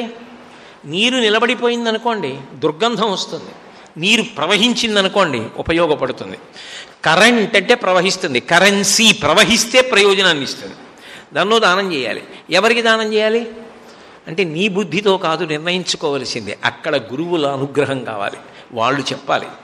అక్కడ చేసేటప్పుడు అది అపాత్రుడికి దానం చేసేసావు, చేసేస్తే అది ఎవడు పుచ్చుకున్నాడో వాణ్ణి పాడు చేసేస్తుంది, ఇచ్చినందుకు నిన్ను పాడు చేసేస్తుంది. ఎవడో వాడికి ఏదో ఒకటి చెయ్యాలండి ఏదో ఒకటి చెయ్యాలండి అని వాడు శుభ్రంగా చెయ్యకూడని పని ఏదో చేయడానికి అయ్యా మీరు ఎలాగో అలా సాయం చేయాలండి, లేకపోతే చచ్చిపోతున్నాను, నాకు కాళ్ళు పీకేస్తున్నాయి, చేతులు పీకేస్తున్నాయి, పళ్ళు పీకేస్తున్నాయి, నేను దాన్ని పోసేసుకోవాలండి నోట్లో కడుపులో ఇవ్వండి అంటే పాపం అయ్యయ్యో ప్రాణరక్షణ చేశానండి అని ఇచ్చి వాడు అలా కడుపులో పోసేసుకోవడానికి అనుగ్రహిస్తే అది నిన్ను పాపంలో పారేస్తుంది, వాడిని పాపంలో పారేస్తుంది. పంచమహాపాతకాల్లో ఒకటి. కాబట్టి నేనేమన్నానో మీకు అర్థమై ఉంటుంది. కాబట్టి నువ్వు సంపాదించడం ఒకటే కాదు, ఇవ్వడంలో ఎలా ఇవ్వాలో నీకు తెలిసి ఉండాలి. అందుకే సరస్వతి లక్ష్మి కన్నా ముందు ఉండాలి. ఉంటే తప్ప నువ్వు ధన్యత ఎలా పొందుతావు? పొందలేవు. అందుకే కుడివైపు నుంచి సరస్వతీదేవి వింజామర వేస్తే ఎడంవైపు నుంచి లక్ష్మీదేవి వింజామర వేస్తుంది. ఈవిడ అనుగ్రహం ఉంటే నువ్వు చేసిన పని చిన్నదైనా శాశ్వతత్వమునిస్తుంది. అది ఒక్కొక్కసారి మనకి తెలియక్కర్లేదు. తెలియకుండా చేసిన పని ఒక వ్యక్తికి కాదు ప్రయోజనము, ప్రపంచాన్నంతటినీ కాపాడేస్తుంది. అది అది ఆశ్చర్యం. ఈశ్వర కృప అలా ఉంటుంది. నేను అలా అన్నాను కాబట్టి నేను మీకు ఒక ఉదాహరణ చూపిస్తాను. ఒకప్పుడు ఒక వ్యక్తి పొలంలో పని చేసుకుంటున్నాడు. ఆయన ఏదో పాపం పేద రైతు. ఆయన పొలంలో పని చేసుకుంటుంటే పొలంలో ఉన్నటువంటి బావిలో ధబ్బని పెద్ద చప్పుడు వినపడింది. ఏమిటి ఇంత చప్పుడు అయిందని పరిగెత్తుకెళ్ళి బావిలోకి చూశాడు. ఓ పిల్లాడు అందులో పడిపోయాడు. వాడు ఎందుకు అక్కడ ఆడుకుంటున్నాడు ఎవరితోనో, పిల్లలందరూ పారిపోయారు, వాడు అందులో పడిపోయాడు. వాడు కొట్టుకుంటున్నాడు అందులో, వాడికి ఈత రాదు. ఈ రైతు నూతిలో దూకి ఆ పిల్లవాడిని పైకి తీశాడు. ఆ పిల్లవాడు కృతజ్ఞత చెప్పి వెళ్ళిపోయాడు. పోన్లే ఆ పిల్లాడు బతికాడు, నాకు అంతే చాలనా. రైతు సంతోషించాడు. ఆయన ఏదో పొలం పని చేసుకున్నాడు, పాకలోకి వెళ్ళిపోయాడు. మర్నాడు ఇంటి ముందు ఒక పెద్ద వాహనం వచ్చి ఒకటి ఆగింది. అందులోంచి ఒక పెద్ద ధనికుడు దిగాడు. దిగి ఆయన వెనకాతలే ఎవరో పెట్టి పట్టుకొచ్చారు. నిన్నను నాకు లేకలేక పుట్టిన ఒక్కగానొక్క కొడుకు ఆడుకుంటూ పిల్లలతో మీ పొలంలో ఉన్న నూతిలో పడిపోయాట. మీరు నూతిలో దూకి రక్షించారట. లేకపోతే నేను ఎంత ఇబ్బందికి గురయ్యేవాడిని. మీకు బహుమానం చేద్దామని నేను ఈ పెట్టెలో డబ్బు పట్టుకొచ్చాను, మీరు తీసుకోండి అని ఇచ్చాడు. ఆ పేద రైతు అన్నాడు, మీరు ఐశ్వర్యవంతులని తెలిసి నేను మీ బిడ్డని కాపాడలేదు. అది మీ బిడ్డ కాకపోయినా కటిక పేదవాడి బిడ్డ అయినా నూతిలో పడినప్పుడు రక్షించడం నా కర్తవ్యం. అందుకు నేను రక్షించాను. దానికి నేను ప్రతిఫలాన్ని తీసుకోను. అది మానవత్వంతో నేను చెయ్యవలసిన పని. దానికి కానుకెందుకు, నాకు వద్దన్నాడు. ఆ వచ్చిన ధనికుడు ఆశ్చర్యపోయి నీకు బిడ్డలున్నారా అని అడిగాడు. నాకు ఒక్కడే కొడుకు అన్నాడు. ఏం చేస్తున్నాడు అని అడిగాడు. ఏదో బాగా చదువుకుంటాడు, కానీ ఏదో కొద్దిగా చదివించాను, అంతకన్నా చదివించడానికి నేను ధనవంతుణ్ణి కాదు, నాతో పాటు పొలంలో పని చేస్తాడు అన్నాడు. పోనొక్క పని చెయ్యి, నువ్వు నా కొడుకుని బతికించావు, నీ కొడుకుని నేను విద్యావంతుణ్ణి చేస్తాను. అది దానం. విద్యాదానం గొప్పది, అన్నదానం గొప్పది. వాటి విషయంలో నువ్వు ఆలోచించక్కర్లేదు. అది మనిషిని తీర్చిదిద్దుతుంది. అందుకు నువ్వు ప్రయత్నించి వాడుపాడైపోతే నీ తప్పు కాదు. నేను ఈ పిల్లవాడిని చదివిస్తానన్నాడు. సరే తీసుకెళ్ళి చదివించండి అన్నాడు. ఈ పిల్లవాడిని తీసుకెళ్ళి తన కొడుకుని ఎలా చదివించాడో అలా చదివించాడు. ఇద్దరూ గొప్ప స్థితికి వచ్చారు. వచ్చిన తరువాత ఈ ధనికుడి కొడుకు ఒకప్పుడు ఒక రకమైనటువంటి విషజ్వరానికి గురయ్యాడు. ఆయన ఎంత గొప్ప స్థితిలోనో ఉన్నవాడు. ఎందరో వైద్యులు వచ్చి చూసి పెదవి విరిచి దీనికి విరుగుడు లేదు, మేము ఈ పిల్లవాడిని ఈయన్ని కాపాడలేమన్నారు. ఈ రైతు కొడుకు అప్పటికి డాక్టర్ అయ్యాడు. అతను వచ్చి ఈ వ్యాధి తగ్గిస్తానని చెప్పి పెన్సిలిన్ ఇంజెక్షన్ చేశాడు. ఆయన బతికాడు. ఆ బతికిన ఆయన ఎవరో తెలుసా? ధనికుడి కొడుకు విన్స్టన్ చర్చిల్, ఇంగ్లాండ్ ప్రధానమంత్రి. బతికించిన వాడెవరో తెలుసా? అలెగ్జాండర్ ఫ్లెమింగ్, పెన్సిలిన్ కనిపెట్టినవాడు. రైతు కొడుకు చదువుకుని చదివించిన వాడి కొడుకును ఒకడినే రక్షించలేదు, పెన్సిలిన్ తర్వాత ఎన్ని కోట్ల మందిని కాపాడింది, ఇప్పటికీ కాపాడుతోంది. విన్స్టన్ చర్చిల్ ఎంత గొప్పవాడు అయ్యాడు. ఆనాడు నూతిలో పడిపోయిన పిల్లాన్ని తను చెయ్యవలసిన కర్తవ్యంగా తాను చేశాడు. ఒక పేద రైతు డబ్బొద్దన్నాడు, విద్యాదానం చేస్తానని ధనికుడు ఆ పిల్లవాడిని చదివించాడు. ఆ పిల్లవాడి వల్ల ఏమైంది ప్రపంచం? నువ్వు ఏది చెయ్యాలో అది చెయ్యాలి, అంతేకాని నీ దగ్గర ఉంది కదా అని నువ్వు చేయకూడనివన్నీ చేసి సమాజాన్ని పాడు చేయకూడదు, వ్యక్తుల్ని పాడు చేయకూడదు. నువ్వు చేసేవి సోమరితనాన్ని అలవాటు చేయకూడదు, నువ్వు చేసేవి నిర్లక్ష్యాన్ని అలవాటు చేయకూడదు, నువ్వు చేసేవి అవతల వాడిలో కష్టపడాలనేటటువంటి స్పృహని పాడు చేసేవి కాకూడదు. నువ్వు చేసేటటువంటివి అవతలవాడు బాగా పరిణితితో ఇంకా ఇంకా వృద్ధిలోకి రావడానికి కారణమయ్యేటటువంటి ఉపకార హేతువులు కావాలి. అలా దానం చెయ్యాలి అంటే అక్కడే గురువుల అనుగ్రహం ఉండాలి. అందుకే దానం చేసేటప్పుడు గురువులు అడిగి చెయ్యండి అంటారు. ఒక్కొక్కసారి చేసేది ఒక్కొక్క కొడుకు అవుతుంది. ఒక గుళ్ళో మారేడు చెట్టు వేసావు, అది కొడుకు అవుతుంది. ఆయన వెళ్ళిపోవచ్చు, కానీ ఆ మారేడు దళం శివలింగం మీద వేసినప్పుడల్లా 6వ వంతు ఫలితం ఆ జీవుడి ఖాతాలోకి వెళ్ళిపోతూ ఉంటుంది ఎక్కడున్నా. ఒక్క బావి తవ్వించావు, ఏ దాహార్తితో ఉన్నవాడు నీళ్లు తాగినా జీవుడి ఖాతాకెడుతుంది. ఒక చెరువు తవ్వించావు, ఒక కొడుకు. ఒక కళ్యాణ మంటపం కట్టించావు, ఒక కొడుకు. ఆకలితో ఉన్న వాళ్ళకి నేనున్నాను అని అన్నం పెట్టావు, అది నీ వెంట వచ్చే మహోత్కృష్టమైన పుణ్యం. 10 మందికి విద్య చెప్పించావు, పరమాద్భుతమైనటువంటి పుణ్యం.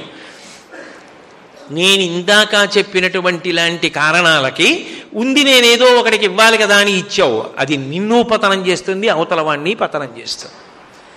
అందుకే సంపాదించడం ఎంత జాగ్రత్తగా సంపాదించాలో ధృతరాష్ట్ర మహారాజా దానం చేసేటప్పుడు కూడా అంత జాగ్రత్తగా దానం చేయాలి. నువ్వు ఎవరికి ఇద్దామని సంపాదిస్తున్నావు అన్నది కూడా చాలా జాగ్రత్తగా ఆలోచించుకోవాలి సుమా. ఇంత సంపాదించి ఎవరికి ఇద్దామని సంపాదిస్తున్నావు? దుర్యోధనుడికి ఇద్దామని. ఏమవుతుంది ఇచ్చిన తర్వాత? ఎవరు సుఖపడతారు, ఎవరు సంతోషిస్తారు? ధర్మరాజుకి చెందవలసినది ధర్మరాజుకి చెందితే ఎంతమంది సంతోషిస్తారు? ఈ ప్రశ్న నీకుంటే ఎవరికి ఇవ్వాలన్న దాన్ని ఆలోచించుకుని కూడా నువ్వు సంపాదించాలి కదా. సంపాదించడంలో ధర్మం లేదు, ఇద్దాం అనుకున్న దానిలో ధర్మం లేదు. రెండిటిలో గాడి తెప్పావు, నువ్వు ఎలా తరిస్తావు? చివరికి అపకీర్తినంతా మూట కట్టుకుంటావా? కట్టుకున్నాడా లేదా? ఏమైంది? అందరూ పోయారు, రాజ్యం పోయింది, కానీ పులుపు చచ్చిందా? కృష్ణుడు జాగ్రత్త పడ్డాడు కాబట్టి సరిపోయింది. ఒక్కొక్కడిని దగ్గరికి పిలిచి కౌగిలించుకున్నాడు. నాయనా ధర్మరాజా, నీకు ఇంత అపచారం చేశానురా, అయినా రాజ్యం నెగ్గావురా నాయన, సంతోషం రా అన్నాడు, కౌగిలించుకున్నాడు. భీముణ్ణి పిలిచాడు, నాన్న దగ్గరికి రా అన్నాడు.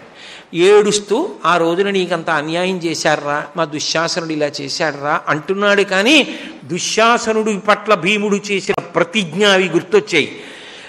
గట్టిగా కౌగిలించుకునే ధృతరాష్ట్రుడి బలం సామాన్య బలం కాదు. ఆయన ఉరప్పంజరాన్ని విరగ్గొట్టేసే ప్రయత్నం చేశాడు భీముడిది. ఇది తెలుసు కాబట్టి అక్కడ దాకా భీముణ్ణి పంపించి జబ్బ పట్టి లాగేసి ఉక్కు భీముణ్ణి తోశాడు కృష్ణుడు. అంత ఉక్కు భీముడి విగ్రహం పట పట పట విరిగి చూర్ణమై కింద పడిపోయింది. అప్పుడు కృష్ణుడు అన్నాడు, నీ బుద్ధి నాకు తెలుసు కదా, అందుకని ఉక్కు భీముడిని పంపించానులే, ఏడవకు భీముడు బతికున్నాడన్నాడు. నిలువునా చచ్చిపోవాలా వద్దా? చచ్చిపోలేదు, వాళ్ళ ఇంట్లో ఉండి అన్నం తిన్నాడు బతికేద్దామని. భీముడు ధర్మరాజు లేకుండా చూసి గుడ్డిరాజు అందరూ చచ్చిపోయినా అన్నం తిని బతకాలనుకుంటున్నాడని ఎకసక్కాలాడాడు. వింటూ తిని బతికాడు. ఏం బ్రతుకా బ్రతుకు? ఎవరికి ఇద్దామని సంపాదించావు, చివరికి ఏం తిన్నావు, ఏం బతికావు? ఆఖరికి అందరూ నిందిస్తే వైరాగ్యం వచ్చి అప్పుడు వానప్రస్థానికి పోయాడు. ఇది ఎప్పుడు చెప్పాడు విదురుడు? చాలా ముందు చెప్పాడు. తొడలు విరిగిపోయి ఆ తొడలు విరగక ముందే ఆ ద్వైపాయన హ్రదం దగ్గరికి ఎడుతున్నాడు దుర్యోధనుడు. ఇంకా అందులో దాక్కోవాలి, అందరూ చనిపోయారు, ఇంకా తన మీదకి వచ్చేస్తారు పాండవులు. భయం. ఆ హ్రదంలో జలస్తంభన విద్య వచ్చు, నీళ్లలో మునిగి దాక్కోగలడు. ఆ హ్రదం దగ్గరికి ఎడుతున్నాడు. నీళ్లలోకి వెళ్ళిపోయే ముందు ఒక్కసారి వెనక్కి తిరిగి చూశాడు కురుక్షేత్రం వంక. తను ఎవరెవరిని నమ్మాడో, ఎవరి వలన యుద్ధంలో గెలుస్తాననుకున్నాడో ఆ భీష్ముడు, ఆ ద్రోణుడు, ఆ మహావీరులు, కర్ణుడు అందరూ తెగటారిపోయి కోట్ల పీనుగులు పడిపోయి ఉన్నాయి. చూసి అప్పుడు అనుకున్నాడు, ఇదంతా విదురుడు చెప్పాడు, ఇలా జరుగుతుందని చెప్పాడు, ఇలా వద్దని చెప్పాడు, ధర్మరాజుతో సంధి చేసుకోమని చెప్పాడు, ధర్మరాజు నిన్ను పాడు చేయడని చెప్పాడు, నీకు అర్ధరాజ్యం ఇస్తాడని చెప్పాడు, ఆయనతో కలిసి సుఖంగా రాజ్యం ఎలుకోమని చెప్పాడు. నేను వినలేదు. విదురుడి మాట వినవలసిన సమయంలో విని ఉంటే నేను ఇలా అయ్యేవాడిని కాదు, వాళ్ళు అలా అయ్యేవాళ్ళు కారు. నేనిప్పుడు విందామన్నా ఇంకా విని ప్రయోజనం లేదు, వాళ్ళు బ్రతకరు, నేను బాగుపడను. వినవలసిన మాట వినవలసిన సమయానికి వినకపోవడమే నా జీవిత వినాశనమునకు హేతువు అని మడుగులో దూకాడు. విదుర నీతి విన్నప్పుడు ఎప్పుడు పాటించాలో అప్పుడు పాటించకుండా విదుర నీతి బాగుందని కితాబు ఇచ్చి వదిలేసి అనుష్ఠాన పర్యంతంలోకి తెచ్చుకుని ధృతరాష్ట్రుడివి కాకు, దుర్యోధనుడివి కాకు. అనుష్ఠాన పర్యంతంలోకి తెచ్చుకుని ధర్మరాజువి కా, శాశ్వత కీర్తిని పొందు, ఈశ్వరానుగ్రహానికి పాత్రుడివి కా. అదే విదురనీతి యొక్క సందేశం. ఎన్ని పద్యాలు చెప్పామన్నది కాదు, పాత్రలో ఉన్న పాయసాన్నం ఎట్నుంచి తిన్నా ఒక్కలాగే ఉంటుంది. వడ్డించేవాడు సమర్థుడు కాకపోవచ్చు, కానీ తినేవాడు రసికుడైతే అంటే నా ఉద్దేశం దాని మీద అనురక్తి కలిగిన వాడైతే ఆకులో పెట్టినా తామరాకు రేకులో పెట్టినా అందంగా తినడం అలవాటైతే మాత్రం దాని రుచి తెలిసిన తర్వాత పాత్రలో ఉన్నదంతా తినాలని మారు కోరుకుంటాడు. వడ్డించేవాడు అక్కర్లేదు, పాత్ర దగ్గర పెట్టుకుని తనే వడ్డించుకుంటాడు. విదురనీతి నచ్చిన వాడు ఏం చేస్తాడు? ఆయన చెప్పిన పద్యాలే అనడం. మహాభారతంలో ఆరణ్య పర్వం తీసుకుని విదురనీతిలో ఉన్న మిగిలిన పద్యాలన్నీ చదువుకుని తన జీవితానికి అన్వయం చేసుకుని అనుష్ఠాన పర్యంతంలోకి తెచ్చుకుని తాను తరించి తాను అభ్యున్నతి పథంలో ప్రయాణించడానికి నిర్ణయం చేసుకుంటాడు. మీరందరూ ప్రాజ్ఞులు, శారదా పరమేశ్వరి శృంగగిరి పీఠాధిపతుల యొక్క పరిపూర్ణ అనుగ్రహ పాత్రులు. మీరే కాదు, నేను కూడా.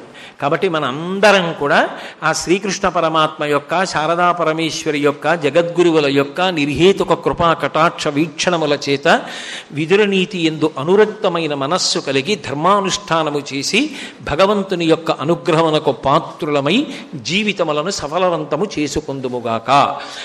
అందుకు వలసిన సమస్త విభూతులను ఇవ్వవలసినదిగా ఈశ్వరుణ్ణి ప్రార్థన చేస్తూ 3 అంకె సత్యం, 3 అంకెతో చెప్పినది అనంతంగా చెప్పినట్టే.